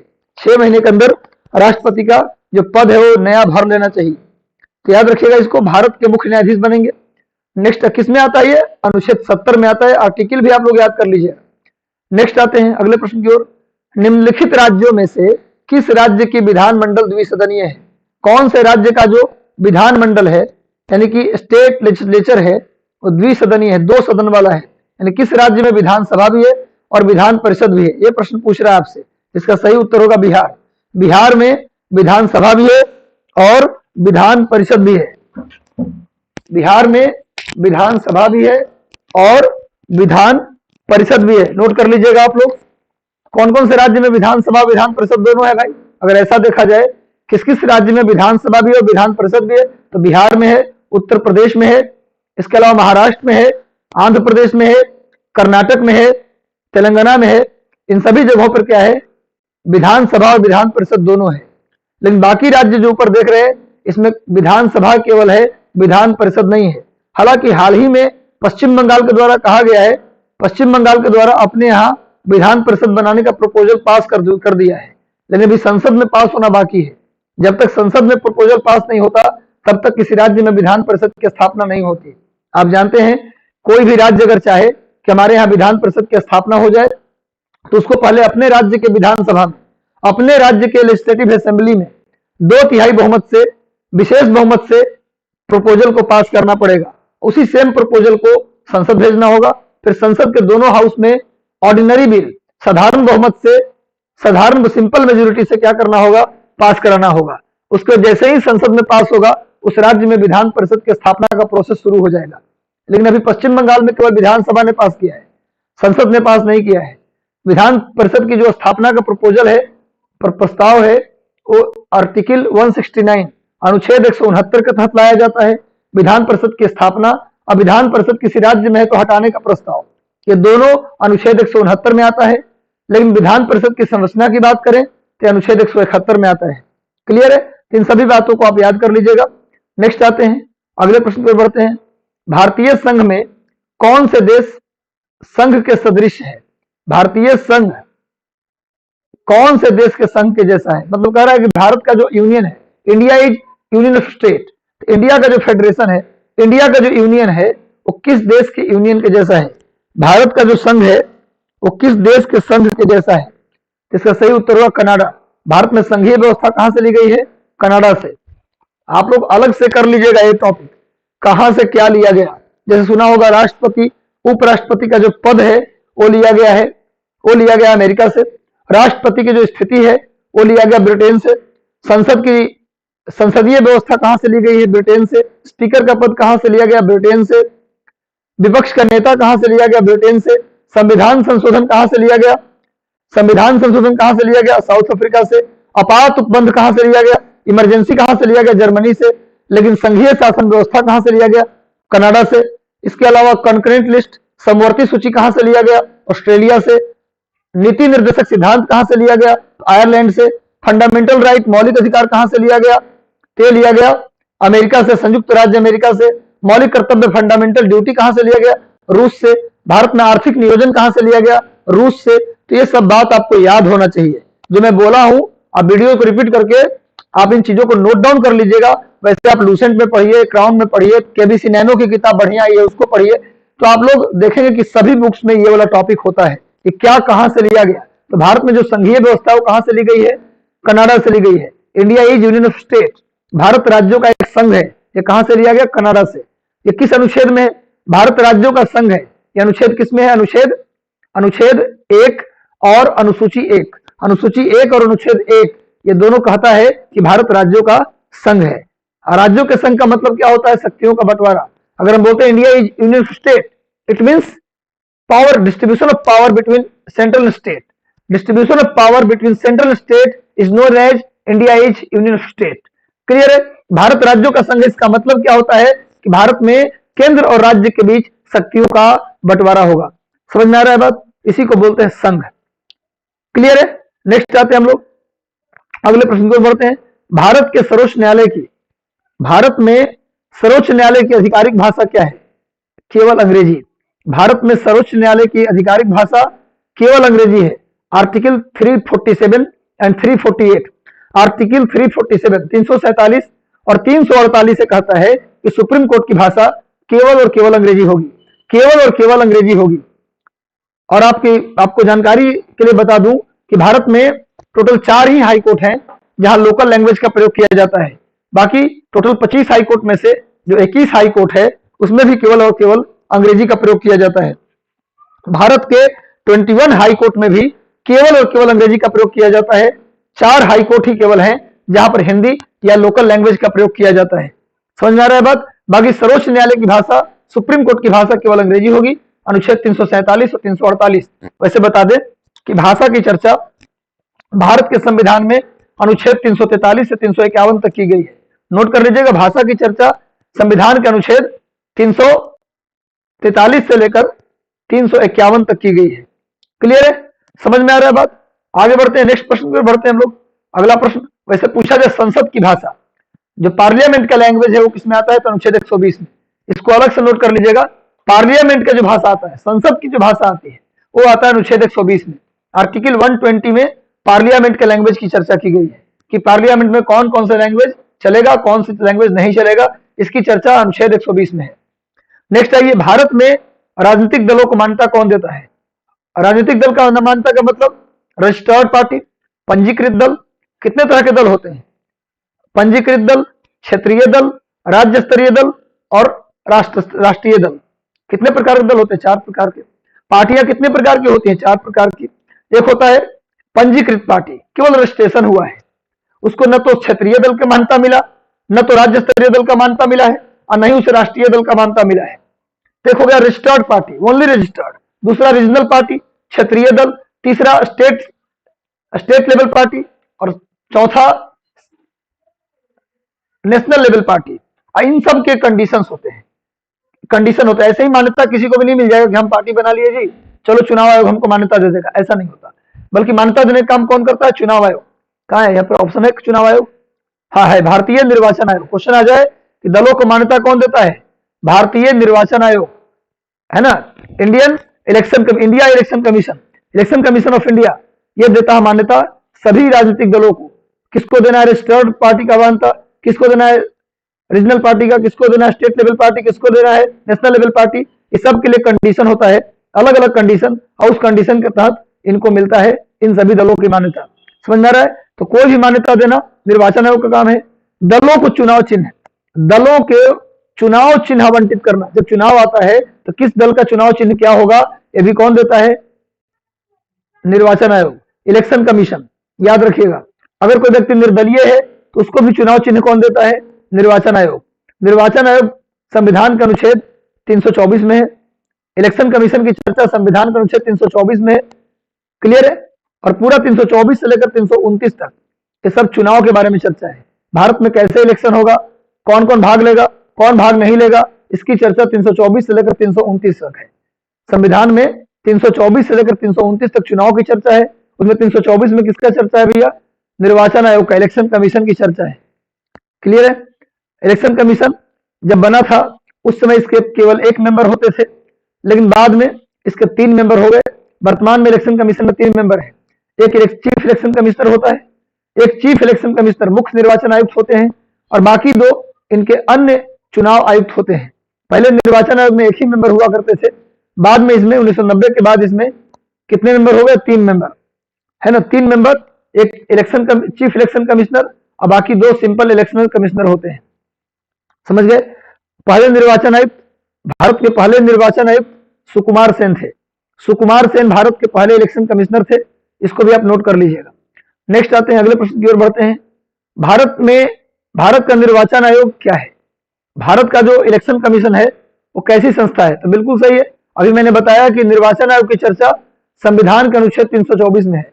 और मैं बता दूं कि कोई भी ऐसा प्रोविजन, कोई भी ऐसी नियम, कोई भी ऐसा प्रोविजन जिसकी चर्चा संविधान के किसी न किसी अनुच्छेद में हो, कोई ना कोई आर्टिकल में हो, तो उसे हम संवैधानिक संस्था, कॉन्स्टिट्यूशनल बॉडी कहते हैं। जैसे यूपीएससी अनुच्छेद 315 में है, जैसे इलेक्शन कमीशन 324 में है, जैसे कैग सीएजी अनुच्छेद 148 में है। ये सब क्या है भैया? ये सब है कॉन्स्टिट्यूशनल बॉडी। ऐसी कोई भी बॉडी जिसकी चर्चा किसी न किसी अनुच्छेद में हुआ है, किसी न किसी आर्टिकल में हुआ है, तो उसे हम बोलेंगे कॉन्स्टिट्यूशनल बॉडी। क्लियर है? तो निर्वाचन आयोग क्या है? एक कॉन्स्टिट्यूशनल बॉडी है, क्योंकि इसकी चर्चा अनुच्छेद 324 में है। नेक्स्ट आते हैं, अगले प्रश्न पर बढ़ते हैं। अगला प्रश्न आपके स्क्रीन पे ये रहा, भारत में सूचना का अधिकार किस वर्ष पारित हुआ? सूचना का अधिकार, राइट टू इंफॉर्मेशन एक्ट किस साल पारित हुआ? ये सब बता देंगे। बहुत आसान प्रश्न है। 2005 में 2005 में भारत में क्या हुआ? सूचना का अधिकार यानी कि राइट टू इंफॉर्मेशन एक्ट पारित हुआ, जिसमें अमेंडमेंट भी किया गया 2019 में। 2019 में मोदी सरकार ने सूचना के अधिकार कानून में क्या कर दिया है? अमेंडमेंट कर दिया है, अमेंड कर दिया है, उसमें चेंज कर दिया है। थोड़ा सा सूचना के जो अधिकार है उसको कमजोर करने की कोशिश की गई है, थोड़ा सा कमजोर करने की कोशिश किया गया है, ताकि सरकार अपने आप को सुरक्षित कर सके। क्योंकि हर चीज की सूचना आप मांग लेंगे, हर एक बात की सूचना मांग लेंगे, तो उससे क्या होता है कि थोड़ी सी परेशानी होती है सरकार को काम करने में। तो सरकार को भी थोड़ी स्वतंत्रता चाहिए थी, इसलिए सरकार ने क्या कर दिया? थोड़ा सा इसमें परिवर्तन कर दिया। जैसे राष्ट्रीय महत्व, कोई डिफेंस से जुड़ा हुआ मैटर है, उसकी सूचना आपको नहीं मिलेगा, ऐसा होता है ना। तो कुछ ऐसे कंडीशन आ गए जिसके तहत सूचना के अधिकार के कानून को थोड़ा सा कमजोर करने का प्रयास किया गया है। पर वैसे देखा जाए एज ए टीचर तो मुझे तो थोड़ी सी उचित नहीं लगता ये बात, क्योंकि जिस तरीके से इसको कमजोर किया गया, कहीं ना कहीं आम आदमी के राइट्स को भी कमजोर किया गया है। खैर जाने दीजिए, ये तो सरकार का फैसला, इस पर हम लोग ज्यादा चर्चा न करें। तो लिख लीजिए सूचना का अधिकार कानून कब आया? 2005 में। और लिख लीजिए नीचे संशोधन कब किया गया? 2019 में। संशोधन कब किया गया? 2019 में। 2005 में लाया गया और 2019 में इसे संशोधन करके थोड़ा कमजोर किया गया। कमजोर किया गया, सरकार अपने फेवर में कर लिया थोड़ा, क्या करिएगा, जिसकी बहुमत होती है थोड़ा सा वो अपने फेवर में सब कुछ करता है। नेक्स्ट आते हैं मार्ले मिंटो सुधार अधिनियम 1909। मार्ले मिंटो सुधार अधिनियम 1909, आप जानते हैं कि 1909 का जो भारतीय परिषद अधिनियम था, 1909 का जो भारतीय परिषद अधिनियम था, मार्ले मिंटो रिफॉर्म उसको कहते हैं। इंडियन काउंसिल एक्ट 1909 को मार्ले मिंटो रिफॉर्म कहते हैं। इसका प्रमुख प्रावधान कौन नहीं है? इनमें से कौन सा ऐसा प्रोविजन है जो मार्ले मिंटो रिफॉर्म में नहीं था? यानी इंडियन काउंसिल एक्ट 1909, भारतीय परिषद अधिनियम 1909 में इनमें से कौन सी बात नहीं थी? पढ़िए ध्यान से। विधान परिषद के आकार में वृद्धि, विधान परिषद के आकार में वृद्धि, बिल्कुल वृद्धि किया गया था। विधान परिषद के आकार में बिल्कुल वृद्धि किया गया था, ये था उसमें। आप जानते हैं कि जैसे जैसे कानून बनते जा रहे थे, विधान परिषद में भारतीयों की संख्या बढ़ता चला जा रहा था। नेक्स्ट है केंद्रीय विधान परिषद में सरकारी सदस्यों की बहुमत। देखिए, भले ही भारतीय लोगों का वर्चस्व था, लेकिन सरकारी लोगों का बहुमत ज्यादा था। इसका मतलब है मनोनीत सदस्यों की संख्या अधिक थी, बिल्कुल सही है। तीसरा, सांप्रदायिक और पृथक निर्वाचन, ये मेन था। एग्जाम में हमेशा ये पूछता है, ये वाला लाइन हमेशा पूछता है कि पहली बार मुसलमानों को, पहली बार मुस्लिम को पृथक निर्वाचन, सेपरेट इलेक्शन दिया गया, कौन से अधिनियम में? तो क्या बोलेंगे? 1909 का मार्ले मिंटो रिफॉर्म या 1909 का भारतीय परिषद अधिनियम। उसमें मुसलमानों को अलग से निर्वाचन दिया गया, पृथक निर्वाचन, सेपरेट इलेक्शन दिया गया। तो सांप्रदायिक और पृथक निर्वाचन पद्धति किसमें दी गई? 1909 के मार्ले मिंटो रिफॉर्म में। सरकारी सदस्य यानी मनोनीत सदस्यों की संख्या अधिक थी और विधान परिषद के आकार को बढ़ाया गया। ये तीनों था इसमें, लेकिन केंद्रीय विधान परिषद में निर्वाचित सदस्यों का स्थान नहीं, यानी केंद्रीय विधान परिषद में निर्वाचित सदस्य थे लेकिन कम थे। इसमें क्या लिखा है कि निर्वाचित सदस्य थे ही नहीं, तो ये गलत उत्तर है, थे लेकिन कम थे। मैंने क्या कहा कि मनोनीत सदस्य ज्यादा थे। मनोनीत सदस्य क्या थे? सरकारी सदस्य का मतलब क्या होता है? जिसको गवर्नर ने अपॉइंट किया है, तो अपॉइंटमेंट वाले लोग ज्यादा थे लेकिन निर्वाचित नहीं थे। ऐसा नहीं कहना है कि निर्वाचित एकदम बिल्कुल थे ही नहीं। इसी नाते ये वाला जो लाइन है, लास्ट वाला लाइन, ये गलत है, और बाकी तीनों लाइन सही है। तो मार्ले मिंटो रिफॉर्म के तहत क्या लाया गया था? 1909 का अधिनियम। उसी तरह मॉन्टेग्यू चेम्सफोर्ड रिफॉर्म के तहत लाया गया था 1919 का government of India act, Bharat शासन अधिनियम। उसी प्रकार साइमन कमीशन की रिपोर्ट पे लाया गया था 1935 का भारत शासन अधिनियम। ये तीनों नोट कर लीजिएगा। मार्ले मिंटो रिफॉर्म के तहत 1909 का भारतीय परिषद अधिनियम आया, इंडियन काउंसिल एक्ट 1909 आया। उसी तरह से मॉन्टेग्यू चेम्सफोर्ड रिफॉर्म के तहत 1919 का अधिनियम आया और साइमन कमीशन की रिपोर्ट के आधार पर 1935 का अधिनियम आया। नेक्स्ट आते हैं अगले प्रश्न की ओर। 93वां संविधान संशोधन इनमें से किससे संबंधित है? 93वां संविधान संशोधन इनमें से किससे संबंधित है? तो याद करिएगा, ओबीसी के आरक्षण से, ओबीसी रिजर्वेशन संबंधित है, ओबीसी के आरक्षण से संबंधित है 93वां संविधान संशोधन। नोट कर लीजिएगा इसको। आप लोग संशोधन जितने भी कॉन्स्टिट्यूशनल अमेंडमेंट है, टोटल कितने हुए? अभी तक 105 तक हुआ है। अभी तक कितने अमेंडमेंट हो चुके हैं? 105। तो 105 अमेंडमेंट आपको याद होना चाहिए। इसमें कुछ महत्वपूर्ण है, कुछ महत्वपूर्ण नहीं है, तो मैं बता दूंगा, वैसे नहीं तो नोट भी कर लीजिए। मैं बोल देता हूं कौन कौन सा इंपॉर्टेंट है। 1, 11, 1 के बाद लिखो 7, 1 के बाद 7, 7 के बाद 11, 11 के बाद 21, 21 के बाद 24, 24 के बाद 31, 31 के बाद 35, 35 के बाद 36, 36 के बाद 42, 42 के बाद 52, 42 के बाद 44, 44 के बाद 52, 52 के बाद 61, 61 के बाद 65, 65 के बाद 69, 69, फिर 70, 73, 74, 78, 79, उसके बाद आ जाइए तो 84, 86, उसके बाद 90 के बाद सारे रट लेना है। 90 के बाद सब के सब याद कर लेना है। तो इसको आप जो बोला हूं लाइन से, इसको आप लोग वीडियो को रिपीट करके आप लोग देख करके इन सारे गेस अमेंडमेंट सारा बोल दिया। जो अमेंडमेंट आपको करना चाहिए और जिसमें से प्रश्न आएगा वो सारा मैंने बोल दिया है। इसको आप नोट डाउन करके हर दिन 10-10 के हिसाब से याद करते चलिएगा तो याद हो जाएगा।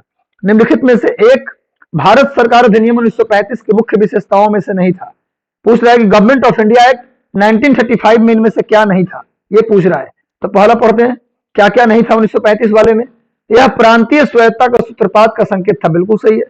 अभी मैंने बताया था, कल का डिस्कशन देखिएगा आप लोग, तो कल ही मैंने बताया है कि 1935 के अधिनियम में प्रांतों से जो डायरकी था, द्वैध शासन था, उसे समाप्त कर दिया गया। द्वैध शासन का मतलब क्या होता है कि कुछ शासन प्रांत के लोगों द्वारा चलाया जाएगा और कुछ शासन गवर्नर स्वयं चलाएगा। इसको बोलते दोहरा शासन, द्वैध शासन।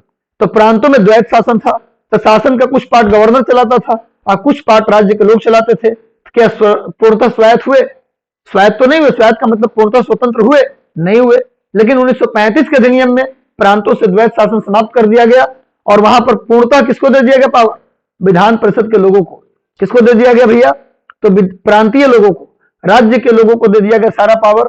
इसलिए प्रांतीय स्वायत्तता की शुरुआत पूछा जाए किसने हुआ तो 1935 के अधिनियम में, बिल्कुल सही है।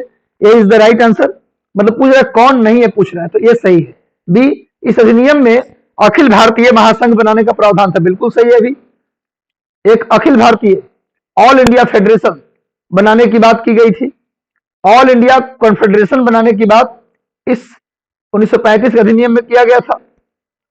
तीसरा प्रश्न पढ़िए, अवशिष्ट विषय प्रांतीय विधायिकाओं को आवंटित किए गए थे। अवशिष्ट विषय, अच्छा सी यहां पर है ना, इसमें प्रांतीय स्तर पर द्वैध शासन प्रणाली को समाप्त कर दिया और केंद्र में लागू कर दिया। अभी बताया हूं कि प्रांतों से द्वैध शासन समाप्त कर दिया गया और द्वैध शासन कहां लगा दिया गया, केंद्र में। ये तीनों प्रोविजन है। चौथा पढ़ते हैं, अवशिष्ट विषय यानी अवशिष्ट शक्तियां प्रांतीय विधायिकाओं को दिया गया, ये गलत है, ये केंद्रीय विधायिका को दिया गया। अवशिष्ट विषय किसको दिया गया, केंद्रीय विधायिका को। अब पूछेंगे कि सर अवशिष्ट विषय क्या होता है, रेसिडुअल पावर क्या होता है, तो आपने सुना होगा केंद्र सूची, राज्य सूची और समवर्ती सूची, सुना है ना, संघ सूची, राज्य सूची, समवर्ती सूची, union list, state list and concurrent list, सुना है ना। कुछ विषय होते हैं जो स्टेट लिस्ट में होते हैं, जो विषय स्टेट लिस्ट में होते हैं उस पर कानून कौन बनाता है, उस पर नियम कौन बनाता है, स्टेट लेजिस्लेचर, यानी राज्य के जो विधानसभा है वो राज्य सूची के विषय पर कानून बनाते हैं। और संघ सूची में जो विषय है जैसे डिफेंस, वो संघ सूची में है, तो संघ सूची के सारे विषय पर कानून केवल केंद्र बनाता है। और ऐसा विषय जिस पर केंद्र और राज्य दोनों कानून बनाने के लिए योग्य हैं उसको बोला जाता है समवर्ती सूची। क्लियर है। लेकिन कुछ ऐसे विषय भी हैं जो इन तीनों में शामिल नहीं है। कुछ नया इशू ऐसा आ गया जो न तो संघ सूची में है, न तो राज्य सूची में है, न तो समवर्ती सूची में है, जो तीनों में से किसी भी लिस्ट में नहीं है, उसी को बोलते हैं रेसिडुअल सब्जेक्ट, उसी को बोलते हैं अवशिष्ट सब्जेक्ट। रेसिडुअल पावर, अवशिष्ट शक्तियां किसको मिला भैया, केंद्र को मिला, न कि प्रांत को मिला। इसलिए डी आंसर क्या है, गलत है। इनमें डी क्या हो गया, गलत उत्तर हो गया कि उस समय प्रांतों को अवशिष्ट शक्ति नहीं दिया गया, किसको दिया गया, केंद्र को। और आज भी भारत की जो अवशिष्ट शक्तियां हैं वो किसके पास है, केंद्र के पास। अमेरिका में अगर बात करें आप, यूएसए की बात करें अगर आप, तो यूएसए में जो रेसिडुअल पावर है वो स्टेट को मिला हुआ है। यूएसए में जो अवशिष्ट शक्तियां हैं वो किसको दिया गया है, स्टेट को दिया गया है, राज्यों को दिया गया है। लेकिन भारत में जो रेसिडुअल पावर है वो केंद्र को मिला हुआ है। ये 1935 का अधिनियम में ही मिल गया था, बाद में भी यही प्रोविजन रह गया। आपने सुना होगा एक आया था बंगाल घोषणा पत्र, केंद्र राज्य संबंध के ऊपर, केंद्र राज्य के बीच संबंध के ऊपर कई सारी कमेटी बनाई गई, कई सारी कमेटी बनाई गई। आपने सुना होगा सरकारिया आयोग, आपने सुना होगा एमएम पुंछी आयोग, आपने सुना होगा राजा मन्नार आयोग, आपने सुना होगा आनंदपुर साहिब कमेटी, आनंदपुर साहिब कमेटी पंजाब सरकार ने बनाया था। इसके अलावा सुना होगा आपने बंगाल घोषणा पत्र, बंगाल सरकार ने, बंगाल में जो वामपंथी सरकार थी उसने बंगाल घोषणा पत्र जारी किया था। तो बंगाल घोषणा पत्र जो था उसमें कहा गया था कि जो रेसिडुअल पावर है वो राज्यों को दे दिया जाए। अगर केंद्र राज्य के बीच संबंध को बेहतर करना है तो रेसिडुअल पावर, ऐसा पावर जो न तो यूनियन लिस्ट में है, न तो स्टेट लिस्ट में है, न कॉन्करेंट लिस्ट में है, न तो संघ सूची में है, न ही राज्य सूची में है और नहीं समवर्ती सूची में, इन विषयों को किसको देना चाहिए, राज्य को देना चाहिए, जैसे अमेरिका में दिया गया है। ऐसा करने से केंद्र और राज्य के बीच संबंध अच्छे होंगे। खैर ये तो उसका बंगाल घोषणा पत्र का रिकमेंडेशन था, आप अच्छे से केंद्र राज्य संबंध वाला चैप्टर भी पढ़ लीजिएगा। तो अवशिष्ट शक्तियां भारत में किसके पास है, केंद्र के पास। ये गलत हो गया, तो D is the right answer. Next आते हैं, निम्नलिखित में से किस अधिनियम द्वारा संवैधानिक निरंकुशता का सिद्धांत लाया गया। कौन सा ऐसा अधिनियम था, कौन सा ऐसा एक्ट था जिसके तहत संवैधानिक निरंकुशता का सिद्धांत लाया गया, जिसके तहत संवैधानिक निरंकुशता का सिद्धांत लाया गया। यह था भैया 1935 का भारत सरकार अधिनियम, गवर्नमेंट ऑफ इंडिया एक्ट 1935। संवैधानिक निरंकुशता का मतलब देखो, निरंकुश शब्द का प्रयोग तो किया गया है लेकिन ये शब्द यहाँ सही नहीं है। हालांकि इसका अर्थ निकालेंगे तो ये कह रहा है कि कुछ भी होगा तो अकॉर्डिंग टू कॉन्स्टिट्यूशन होगा, मतलब कॉन्स्टिट्यूशन से बाहर जाकर आप काम नहीं कर सकते। ऐसा सही भी है, ऐसा होना भी चाहिए भाई, कॉन्स्टिट्यूशन होना चाहिए, कॉन्स्टिट्यूशन के अकॉर्डिंग ही काम होना चाहिए। क्यों, तो कह रहा है कि कॉन्स्टिट्यूशन के अकॉर्डिंग, मेरे अकॉर्डिंग तुम्हें काम करना होगा। इसका मतलब क्या बन गया, मैं निरंकुश बन गया। इसका मतलब मैं डिक्टेटरशिप लागू कर रहा हूं, मैं आपको कर रहा हूं, मैं जो बोलता हूं तुम्हें करना होगा, यानी मेरे अकॉर्डिंग काम करना होगा। यही बात हुआ, संविधान के अनुसार काम करना होगा, इसी को बोला गया संवैधानिक निरंकुशता। ये 1935 के संविधान में आया, अधिनियम में आया और कहा गया कि अब संविधान के अनुसार ही आपको काम करने पड़ेंगे, संविधान से अलग जाके आप काम नहीं कर सकते। तो अच्छी बात थी और आज भी करीब करीब यही बात लागू है। और आप जानते भी हैं कि भारतीय संविधान में अधिकांश बात कहां से लिया गया था, 1935 के भारत शासन अधिनियम से लिया गया था। इसके तहत प्रांतों से द्वैत शासन हटा दिया गया, केंद्र में लगा दिया गया। इसके अलावा भारत में सुप्रीम कोर्ट की स्थापना, भारत में एक संघीय न्यायालय की स्थापना भी किया गया, जिसको हम सुप्रीम कोर्ट आज बोलते हैं। ये भी 1935 के भारत शासन अधिनियम के तहत किया गया। जो अभी वर्तमान में दिल्ली का सुप्रीम कोर्ट है, उसकी स्थापना 28 जनवरी 1950 को हुआ था। 28 जनवरी 1950 को दिल्ली के सुप्रीम कोर्ट की स्थापना की गई थी। अगले प्रश्न पर बढ़ते हम लोग। भारत में द्विसदनात्मक व्यवस्थापिका को किस अधिनियम द्वारा प्रारंभ किया गया? कौन से अधिनियम के द्वारा भारत में द्विसदनीय व्यवस्थापिका लाया गया? यानी कि केंद्रीय विधान परिषद भी होगा और केंद्रीय विधानसभा भी होगा। आपको पता है कि 1861 के बाद से ही भारत में क्या था? केंद्रीय विधान परिषद था। केंद्रीय विधान परिषद था, लेकिन विधानसभा नहीं था। मतलब कि केंद्र की बस एक ही सभा होती थी, विधान परिषद बस। लेकिन बाद में विधानसभा को भी जोड़ा गया। तो पूछ रहा है कौन से अधिनियम के तहत विधानसभा को जोड़ा गया? तो आंसर होगा 1919 का अधिनियम। 1919 का जो अधिनियम था, उसके तहत भारत में विधानसभा की स्थापना की गई। केंद्रीय विधानसभा की स्थापना 1919 के तहत किया गया, याद रखिएगा। और 1919 से ही भारत में 2 सदन हो गया, एक केंद्रीय विधानसभा, एक केंद्रीय विधान परिषद। केंद्रीय विधान परिषद पहले से था और केंद्रीय विधानसभा को इसके तहत जोड़ दिया गया। क्लियर है? तो द्विसदनीय यानी केंद्रीय विधान परिषद और केंद्रीय विधानसभा की स्थापना की गई। एक बहुत जानकारी वाली बात बता दूं आपको कि जो पहले केंद्रीय विधान परिषद था, पहले जो केंद्रीय विधान परिषद था उसी को आज राज्यसभा कहते हैं, और जो पहले केंद्रीय विधानसभा था उसी को आज लोकसभा कहते हैं। लोकसभा का पुराना नाम केंद्रीय विधानसभा और राज्यसभा का पुराना नाम केंद्रीय विधान परिषद था। इसको भी आप लोग नोट डाउन कर लीजिएगा। नेक्स्ट आइए अगले प्रश्न पर बढ़ते हैं। किस वर्ष में पहली बार पेपर रहित यूनियन बजट पेश हुआ? पेपरलेस यूनियन बजट ये 2021 में अभी हाल ही में पेश हुआ है। पिछले साल का जो बजट था, 2021 का जो बजट था, वो पेपरलेस बजट था। ये भारत का पहला बजट था जो पेपरलेस था। इससे पहले बजट को लिखा जाता था, प्रिंट करवाया जाता था और पूरा लाल कपड़े में बांध कर लाया जाता था पूरे देश के। अगले साल हम कितने पैसे खर्च करेंगे, कितना पैसा आया और कितना पैसे हम अगले साल खर्च करने वाले हैं, इस पूरे लेखा जोखा को हम बजट कहते हैं। प्रत्येक साल अनुच्छेद 112 के तहत बजट पारित किया जाता है, बजट पेश किया जाता है। पहले बजट 28 फरवरी को पेश होता था, लेकिन अब बजट 1 फरवरी को पेश होता है। इस बार का जो 2021 का जो बजट था जो निकल गया, ये पहला ऐसा बजट था जो पेपरलेस था, यानी कि पूरे डिजिटल बजट था, यानी कंप्यूटर में लेकर के बजट लाया गया। बजट को कहाँ लाया गया? कंप्यूटर में। और कंप्यूटर में ही पढ़ के हमारे जो वित्त मंत्री हैं निर्मला सीतारमण, उन्होंने पढ़ के सुनाया बजट को। तो पहला पेपरलेस बजट कब पारित हुआ? 2021 में। इस बार का बजट सेशन कब शुरू हो रहा है? इस बार का जो बजट सेशन है वो कल घोषणा हो गया है, 31 जनवरी से शुरू हो रहा है। इस बार का बजट सेशन आप जानते हैं कि साल में संसद के 3 सत्र होते हैं, बजट सेशन, मानसून सेशन और विंटर सेशन। तो इस बार का जो बजट सेशन है, बजट सत्र है, वो शुरू होने जा रहा है। बजट सेशन जो शुरू होने जा रहा है वो 31 जनवरी से शुरू होने जा रहा है, यानी कि 31 जनवरी को शुरू होगा और अगले ही दिन बजट पेश होगा। आप जानते हैं बजट पहले पेश होता था 28 फरवरी को। मोदी जी आए हैं तो बजट में 3 तरह के चेंज किए हैं। बहुत इंपॉर्टेंट बात बता रहा हूं, नोट कर लीजिएगा। मोदी जी के आने के बाद बजट में 3 परिवर्तन किया गया है। पहला परिवर्तन, बजट जो 28 फरवरी को आता था अब 1 फरवरी को आता है। दूसरा परिवर्तन, रेल बजट को आम बजट से मिला दिया गया। आप जानते हैं कि 1923 में एक वर्थ कमेटी की सिफारिश पर रेल बजट को आम बजट से अलग कर दिया गया था, यानी रेल बजट अलग, आम बजट अलग। लेकिन मोदी जी ने क्या कर दिया? रेल बजट को आम बजट से मर्ज कर दिया गया। एक तो यह हो गया। दूसरा क्या हुआ? बजट को 28 फरवरी के बजाय 1 फरवरी को पेश करते हैं। और तीसरा क्या हुआ? थर्ड क्या हो गया? तो थर्ड है भाई, जो पहले क्या होता था कि प्लान्ड एक्सपेंडिचर और नॉन प्लान्ड एक्सपेंडिचर अलग रखा जाता था। अब क्या है कि योजनागत और गैर योजनागत व्यय को, यानी प्लान्ड और नॉन प्लान्ड एक्सपेंडिचर को एक साथ मर्ज कर दिया गया। अलग अलग दोनों के लिए खर्चा नहीं रखा जाता है। यानी मोदी जी ने बजट में 3 चेंज किया। ये तीनों चेंज आप लोग याद कर लीजिएगा। इस बार का बजट 1 फरवरी को पेश होगा और आप जानते हैं जिस दिन बजट पेश होता है उसके एक दिन पहले भारत का इकोनॉमिक सर्वे पेश होता है। इकोनॉमिक सर्वे यानी कि जिस दिन बजट सेशन की शुरुआत होगी, कब शुरू होने वाला है? 31 जनवरी को।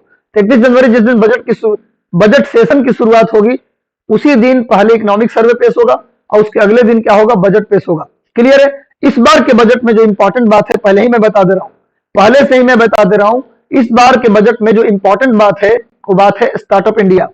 कौन है भैया? Startup India. आप जानते हैं कि भारत में स्टार्टअप इंडिया की शुरुआत 16 जनवरी 2016 को किया गया था। 16 जनवरी 2016 को स्टार्टअप इंडिया की शुरुआत की गई थी। पता है आपको, स्टार्टअप इंडिया की शुरुआत की गई थी। और अभी हाल ही में स्टार्टअप इकोसिस्टम को बढ़ावा देने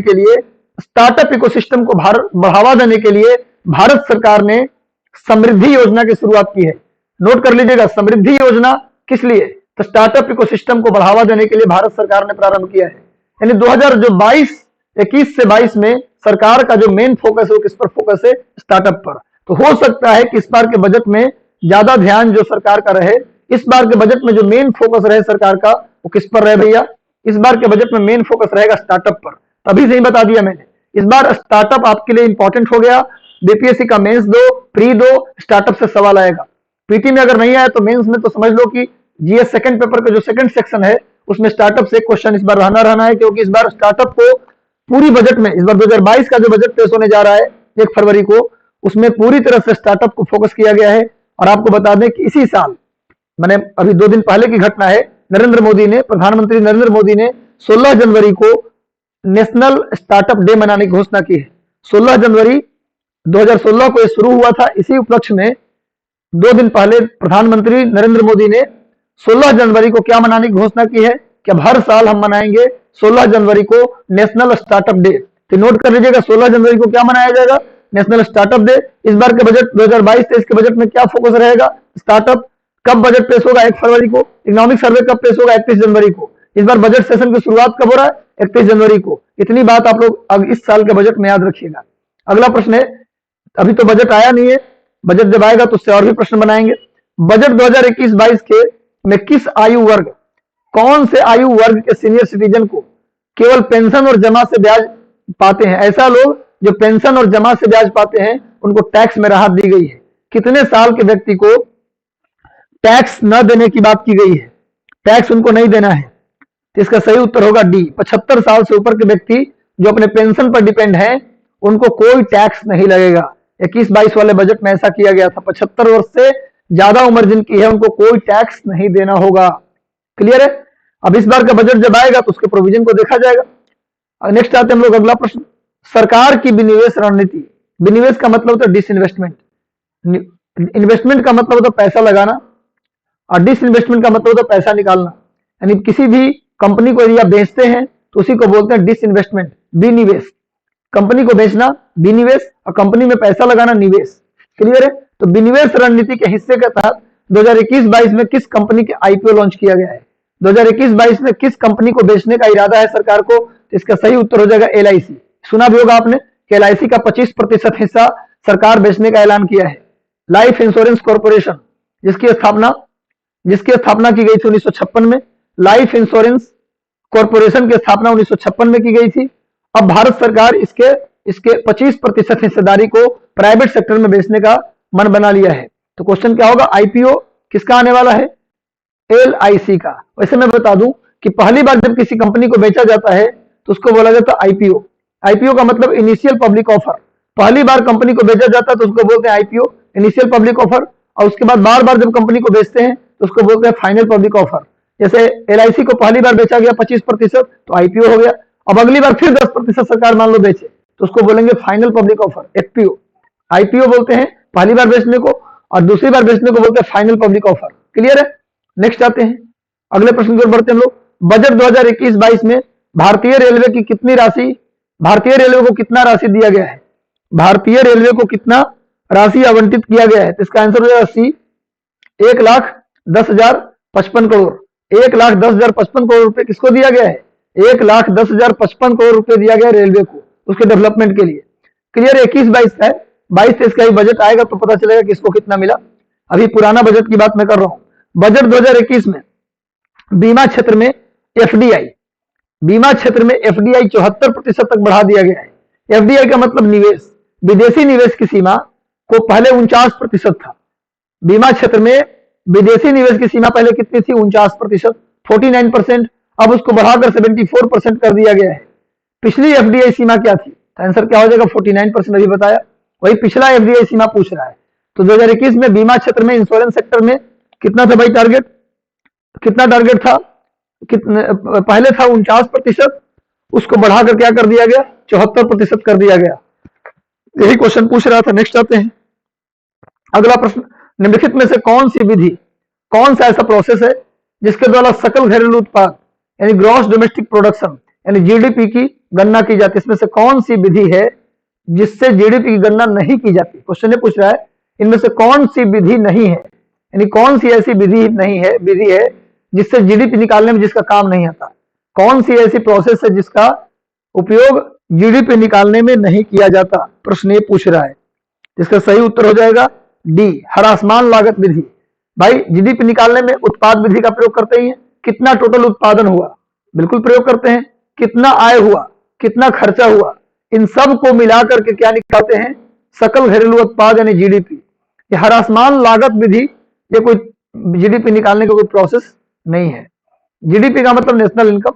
अगले प्रश्न में बढ़ते हैं, एक देश में एक वर्ष में देश भर में आर्थिक क्रियाओं से आय की कुल मात्रा को क्या कहा जाता है, जानते हैं आप? National income. अभी बोला हूं भाई कि पूरे देश में एक वर्ष में जो टोटल उत्पादन होता है, पूरे देश में एक वर्ष में जो टोटल उत्पादन होता है, उसका जो करेंसी में वैल्यू होती है, उसी को बोला जाता है जीडीपी। और जीडीपी को ही बोला जाता है नेशनल इनकम। आप जीडीपी बोलो या नेशनल इनकम बोलो, एक ही बात है। जीडीपी को ही नेशनल इनकम भी कहा जाता है। क्लियर है? तो भैया पूरे देश में एक वर्ष में जो आर्थिक क्रियाओं से जो आय होती है, चाहे वो आर्थिक क्रिया, आप डॉक्टर हैं, इंजीनियर हैं, आप भी तो आर्थिक क्रिया करते हैं।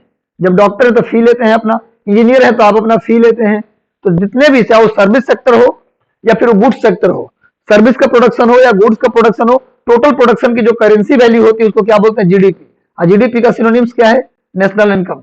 वैसे भारत में पहली बार नेशनल इनकम निकालने का काम दादा भाई नौरोजी ने किया था।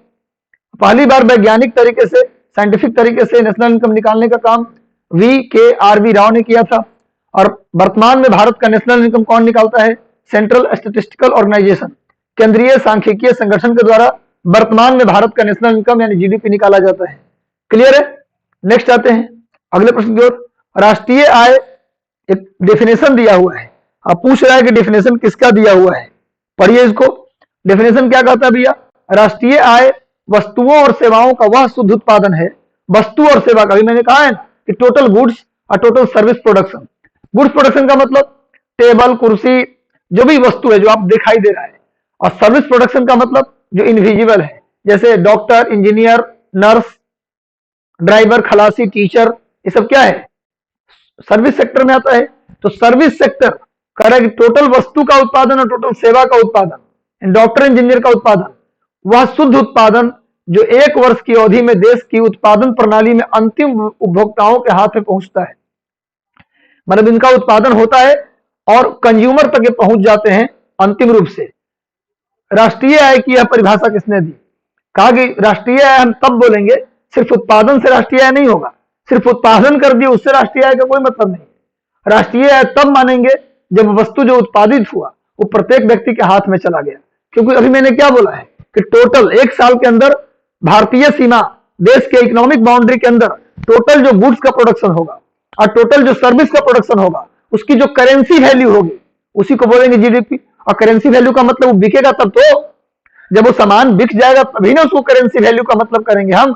और मेरे घर में मैंने मोबाइल बनाया और घर में रखे रह गया, तो क्या उसकी वैल्यू है? कोई वैल्यू नहीं है। तो कहा कि कंज्यूमर तक पहुंच जाए, जब वो वस्तु उत्पादित होकर कंज्यूमर तक पहुंच जाए, उपभोक्ता तक पहुंच जाए, तो उसी को हम उसी जो वस्तु पहुंचा है कंज्यूमर तक, उतने के उत्पादन को ही हम बोलेंगे नेशनल इनकम। ये परिभाषा किसने दिया था, ये प्रश्न पूछ रहा है। इसका सही उत्तर होगा बी, पिगू महोदय। एक पिगू बहुत बड़े इकोनॉमिस्ट थे, इन्होंने बताया था कि एक साल में जो वस्तु और सेवा उत्पादित होगा, अगर वो उपभोक्ता तक पहुंचता है, अगर सब पहुंच गया तो पूरा नेशनल इनकम में काउंट होगा। जितना पहुंचा वो नेशनल इनकम में काउंट होगा, और जो नहीं पहुंचा उसको हम नेशनल इनकम में काउंट नहीं करेंगे। क्लियर है? ये भारत का परिभाषा नहीं है, सीएसओ का डेफिनेशन नहीं है, हमारे यहाँ अलग डेफिनेशन है। ये पिगू महोदय का डेफिनेशन है और होना चाहिए सही। इन्होंने गलत डेफिनेशन नहीं दिया है, डेफिनेशन इन्होंने सही दिया है। नेक्स्ट आते हैं, निम्नलिखित में से कौन सा कथन सही है, इनमें से कौन सा कोटेशन सही है, पढ़ना है। साधन लागत पर जीडीपी। देखो जीडीपी जो निकालते हैं ना, वो दो तरीके से निकालते हैं, जीडीपी एट फैक्टर कॉस्ट और दूसरा निकालते हैं जीडीपी एट मार्केट प्राइस।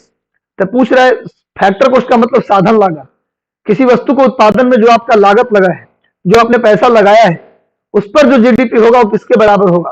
तो बराबर में दे रहा है शुद्ध मूल्य बढ़ाओ प्लस मूल्य ह्रास।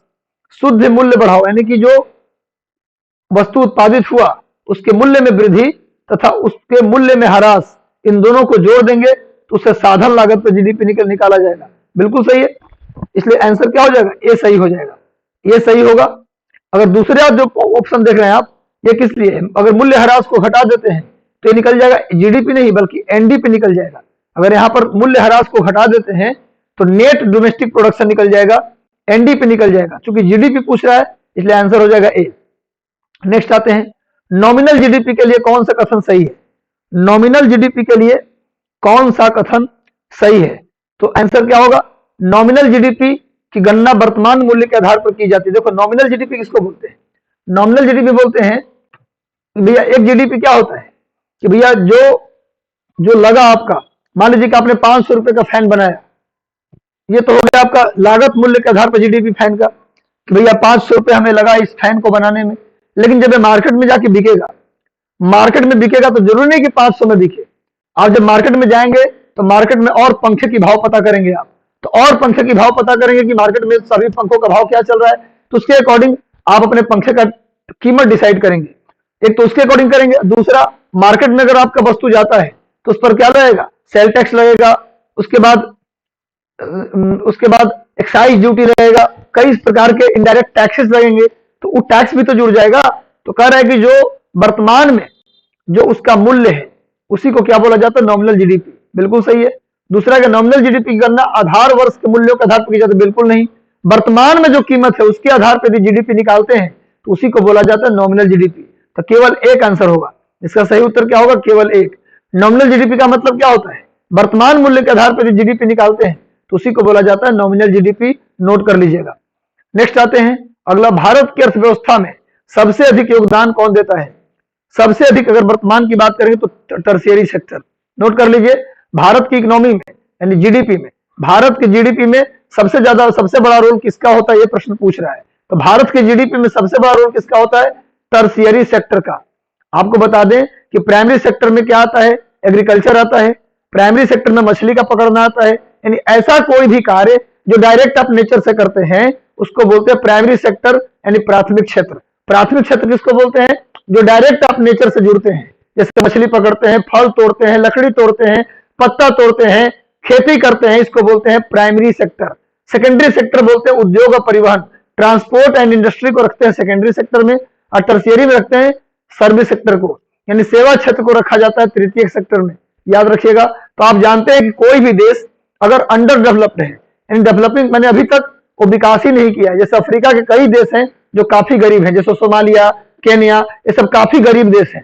तो जब देश काफी गरीब होता है तो उस समय उस देश में जीडीपी में सबसे बड़ा रोल किसका होता है? प्राइमरी सेक्टर का। याद रखिएगा, यानी खेती का, फल उत्पादन का, फूल उत्पादन का, इन सब का जीडीपी में सबसे बड़ा रोल होता है।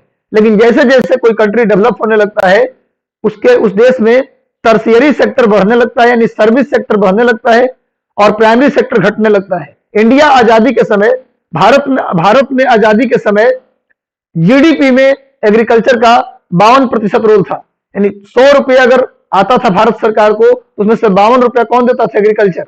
और आज की बात करेंगे तो अकेले 60% के आसपास सर्विस सेक्टर का रोल है। यानी 100 रुपए में 60 रुपया कौन दे रहा है? Service sector. और मात्र 13 से 14 रुपए के बीच में कौन दे रहा है? एग्रीकल्चर।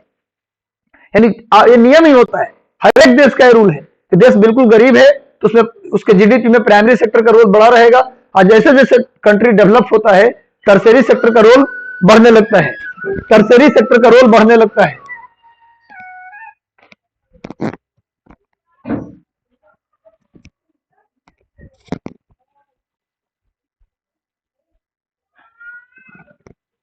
क्लियर है?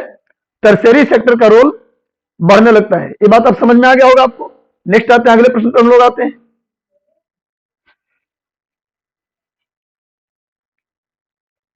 अगला प्रश्न पढ़िए, सतपुड़ा राष्ट्रीय उद्यान, सतपुड़ा नेशनल पार्क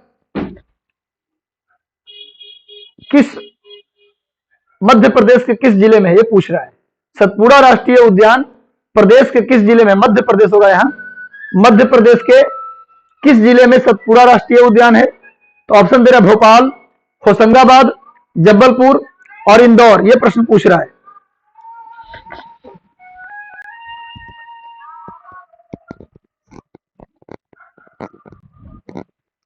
इसका उत्तर दीजिए आप लोग। भोपाल में है, होशंगाबाद में है, जबलपुर में है या इंदौर में है? इसका सही उत्तर हो जाएगा होशंगाबाद। सतपुड़ा राष्ट्रीय उद्यान मध्य प्रदेश के होशंगाबाद जिले में है।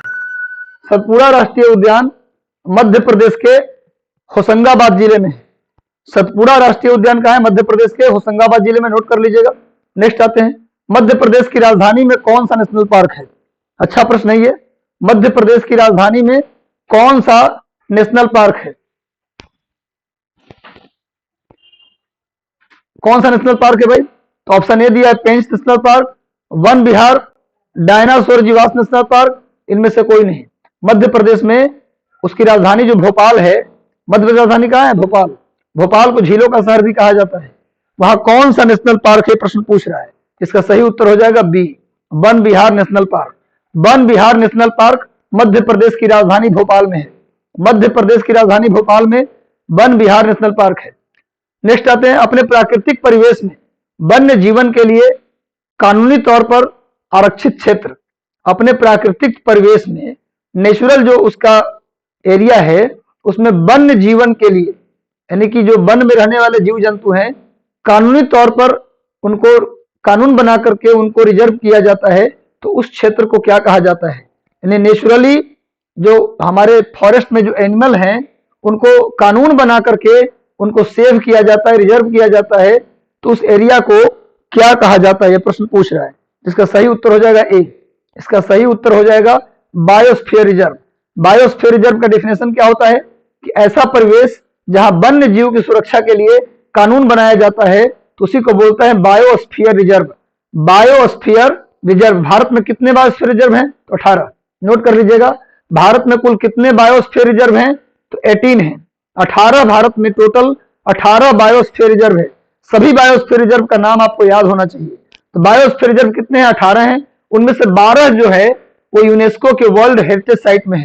यूनेस्को के विश्व विरासत सूची में पूछा जाए कि टोटल 18 जो बायोस्फीयर रिजर्व है, उनमें से कितने बायोस्फीयर रिजर्व यूनेस्को के वर्ल्ड हेरिटेज साइट में है, तो क्या आंसर देंगे आप?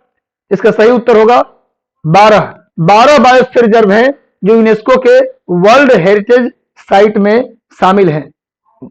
कितने में? कितने? 12 टोटल। कितने? 18। उनमें से यूनेस्को के जो हेरिटेज साइट है उसमें कितने शामिल हैं? 12 शामिल हैं। अब 12 का नाम अलग से याद कर लेना है आपको। कौन कौन यूनेस्को में शामिल है उसकी नाम आपको अलग याद कर लेना है। अब कब शामिल हुआ, ईयर वाइज आपको याद करना है। तो कभी कभी करता क्या है ना एग्जाम में कि इनको बायोस्फीयर रिजर्व का नाम दे देगा और बोलेगा कि इनको यूनेस्को में जैसे जैसे शामिल हुए, ईयर वाइज जैसे जैसे ये यूनेस्को में शामिल किए गए हैं, वैसे वैसे इनको अरेंज कीजिए। तो आपको क्या करना है? 2 बात याद करना है। एक याद करना है कि कौन कौन बायोस्फीयर रिजर्व इंडिया में है और कहाँ कहाँ है। दूसरी बात याद करना है कि किसको किसको यूनेस्को में शामिल किया गया है। और तीसरी बात उनका ईयर, कब शामिल किया गया। तो कभी कभी अरेंजमेंट का सवाल आ जाता है, इसलिए आप लोग याद कर लीजिएगा इस तरीके से। नेक्स्ट आते हैं, अगला प्रश्न 42 नंबर प्रश्न देखते हैं। किस राज्य में राष्ट्रीय उद्यान वैली ऑफ फ्लावर्स के नाम से जाना जाता है? फूलों की घाटी। किस राज्य के राष्ट्रीय उद्यान को फूलों की घाटी, वैली ऑफ फ्लावर्स कहा जाता है? उत्तराखंड। उत्तराखंड में चमोली में, इसको नोट कर लीजिए। उत्तराखंड के जो चमोली है वहां फूलों की घाटी है, वैली ऑफ फ्लावर है। उत्तराखंड के चमोली जिले में फूलों की घाटी है। और मैं आपको बता दूं कि चमोली उत्तराखंड का एक हिल स्टेशन है। चमोली जिले में ही नंदा देवी नेशनल पार्क है। नंदा देवी पीक आपने सुना होगा, उत्तराखंड की सबसे ऊंची चोटी नंदा देवी। उत्तराखंड की सबसे ऊंची चोटी का नाम है नंदा देवी और ये चमोली जिले में है, महान हिमालय में, ग्रेटर हिमालय में। चमोली जिले में उत्तराखंड की सबसे ऊंची चोटी नंदा देवी और नंदा देवी नेशनल पार्क भी है। लेकिन उत्तराखंड के चमोली जिले में ही मध्य हिमालय में, मिडिल हिमालय में वैली ऑफ फ्लावर है, फूलों की घाटी है। इसे भी यूनेस्को में शामिल किया जा चुका है। वैली ऑफ फ्लावर को भी यूनेस्को के वर्ल्ड हेरिटेज साइट में शामिल किया जा चुका है। इसको आप नोट डाउन करेंगे। जितनी बातें मैं बता रहा हूं इसको आपको नोट करना अनिवार्य है। नेक्स्ट आते हैं, निम्नलिखित में से कौन सा पदार्थ लेंस बनाने के लिए प्रयोग नहीं किया जाता? लेंस समझते हो ना, लेंस जो चश्मे में प्रयोग किया जाता है, लेंस जो ग्लास में प्रयोग किया जाता है, तो लेंस बनाने में किसका उपयोग नहीं होता? जल का, कांच का, प्लास्टिक का, मिट्टी का। देखो पानी का भी प्रयोग लेंस बनाने में नहीं होता और मिट्टी का भी प्रयोग लेंस बनाने में नहीं होता। तो ए और डी दोनों सही है। आंसर हो जाएगा उपयुक्त में से कोई दो। क्या आंसर होगा? उपयुक्त में से एक से अधिक। लेंस बनाने में किसका प्रयोग नहीं करते? तो जल का और मिट्टी का। मिट्टी से थोड़ा ना लेंस बनेगा। जो लेंस आंख में लगाने वाला जो चश्मा है वो थोड़ा ना मिट्टी से बनेगा, जल से भी नहीं बनेगा। तो वाटर एंड सॉल्ट, सॉइल, ये दोनों आंसर होगा। तो उपयुक्त में से एक से अधिक। नेक्स्ट आते हैं, निम्न किस देश की सरकार ने विभिन्न क्षेत्रों में, अब करंट अफेयर, मैंने कल प्रॉमिस किया था आप लोगों से कि कुछ प्रश्न हम करंट अफेयर से भी डालेंगे, कुछ क्वेश्चन को हम करंट अफेयर से भी लेंगे। अब जो 6 प्रश्न है वो टोटली करंट अफेयर से बेस्ड है, तो ध्यान से पढ़िए, इसका उत्तर दीजिए। किस देश की सरकार ने विभिन्न क्षेत्रों में उत्कृष्ट योगदान देने के लिए 9 प्रसिद्ध हस्तियों को, एक संगठन को सर्वोच्च नागरिक पुरस्कार, स्वाधीनता पुरस्कार 2021 प्रदान करने की घोषणा की है? किस देश की सरकार ने अच्छा योगदान देने के लिए 9 हस्ती, 9 प्रसिद्ध व्यक्तियों को और एक संगठन को, 9 व्यक्ति को और एक ऑर्गेनाइजेशन को, व्यक्ति 9 है शामिल इसमें और एक संगठन भी शामिल है, इनको क्या मिला है? स्वाधीनता पुरस्कार 2021। या किस देश की सरकार यह सम्मान देने की घोषणा की है? कौन से देश की सरकार ने? इसका आंसर हो जाएगा बी, बांग्लादेश।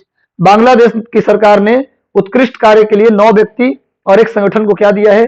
स्वाधीनता पुरस्कार। शेख मुजीबुर रहमान के जन्म शती का भी इस बार बांग्लादेश की आजादी का कितना साल पूरा हो गया है?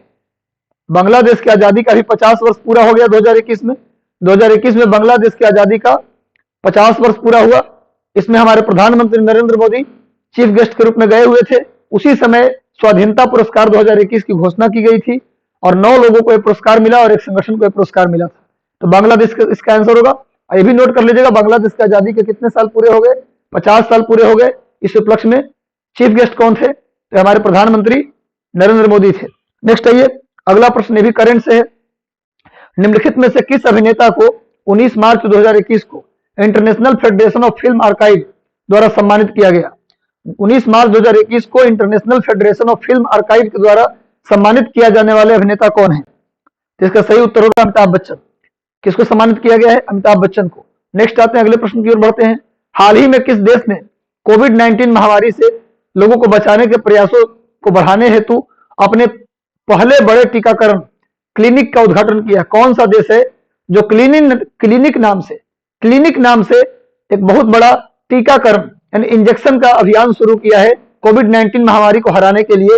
वो देश कौन सा है जिसने क्लिनिक नाम का एक टीकाकरण अभियान की शुरुआत की है? तो इसका सही उत्तर हो जाएगा सी, न्यूजीलैंड।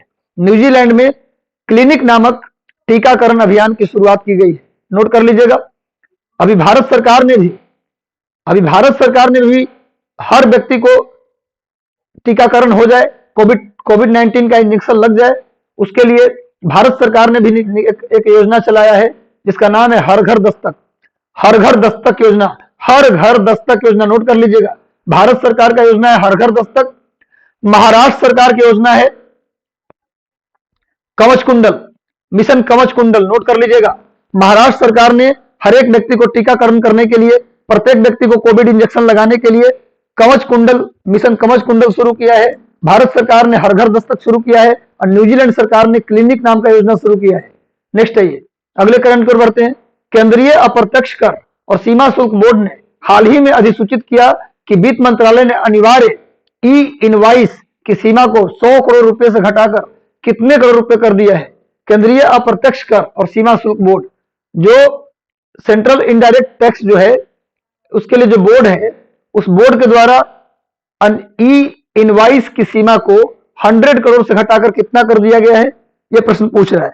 इसका सही उत्तर हो जाएगा 50 करोड़ रुपए। 50 करोड़ रुपए, इसको नोट डाउन कर लीजिएगा। नेक्स्ट आते हैं, अगले प्रश्न पर बढ़ते हैं लोग। हाल ही में किस फिल्म अभिनेता का 58 साल की उम्र में निधन हो गया? कौन से फिल्म अभिनेता थे जिनका 58 वर्ष की उम्र में निधन हो गया? आप सभी जानते हैं 48 का क्या होगा आंसर? ए, राजीव कपूर। राजीव कपूर एक राज कपूर के परिवार से थे। राजीव कपूर ऋषि कपूर के भाई थे। इनका हाल ही में निधन हो गया है। ये 58 साल के थे। फिल्म राम तेरी गंगा मैली के हीरो भी थे। राजीव कपूर राम तेरी गंगा मैली के हीरो थे। इनका हाल ही में डेथ हो गया है 58 साल की उम्र में। नेक्स्ट आते हैं अगले प्रश्न की ओर। भारतीय क्रिकेट टीम के पूर्व सलामी बल्लेबाज वसीम जाफर ने किस क्रिकेट टीम के कोच पद से इस्तीफा दे दिया है? कहा के क्रिकेट कोच की टीम थे वसीम जाफर।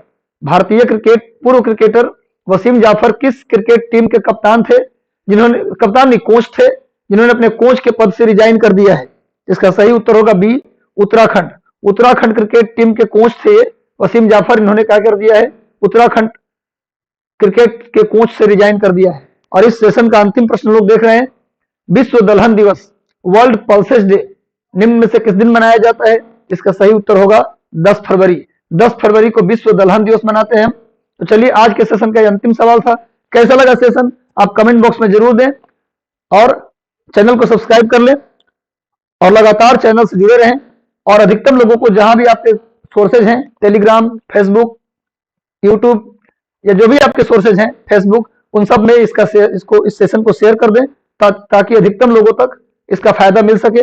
अगर आपके कोई सुझाव है कि आपके लिए और क्या किया जाना चाहिए तो कमेंट में जरूर डाल दें कि आपके लिए और क्या होना चाहिए।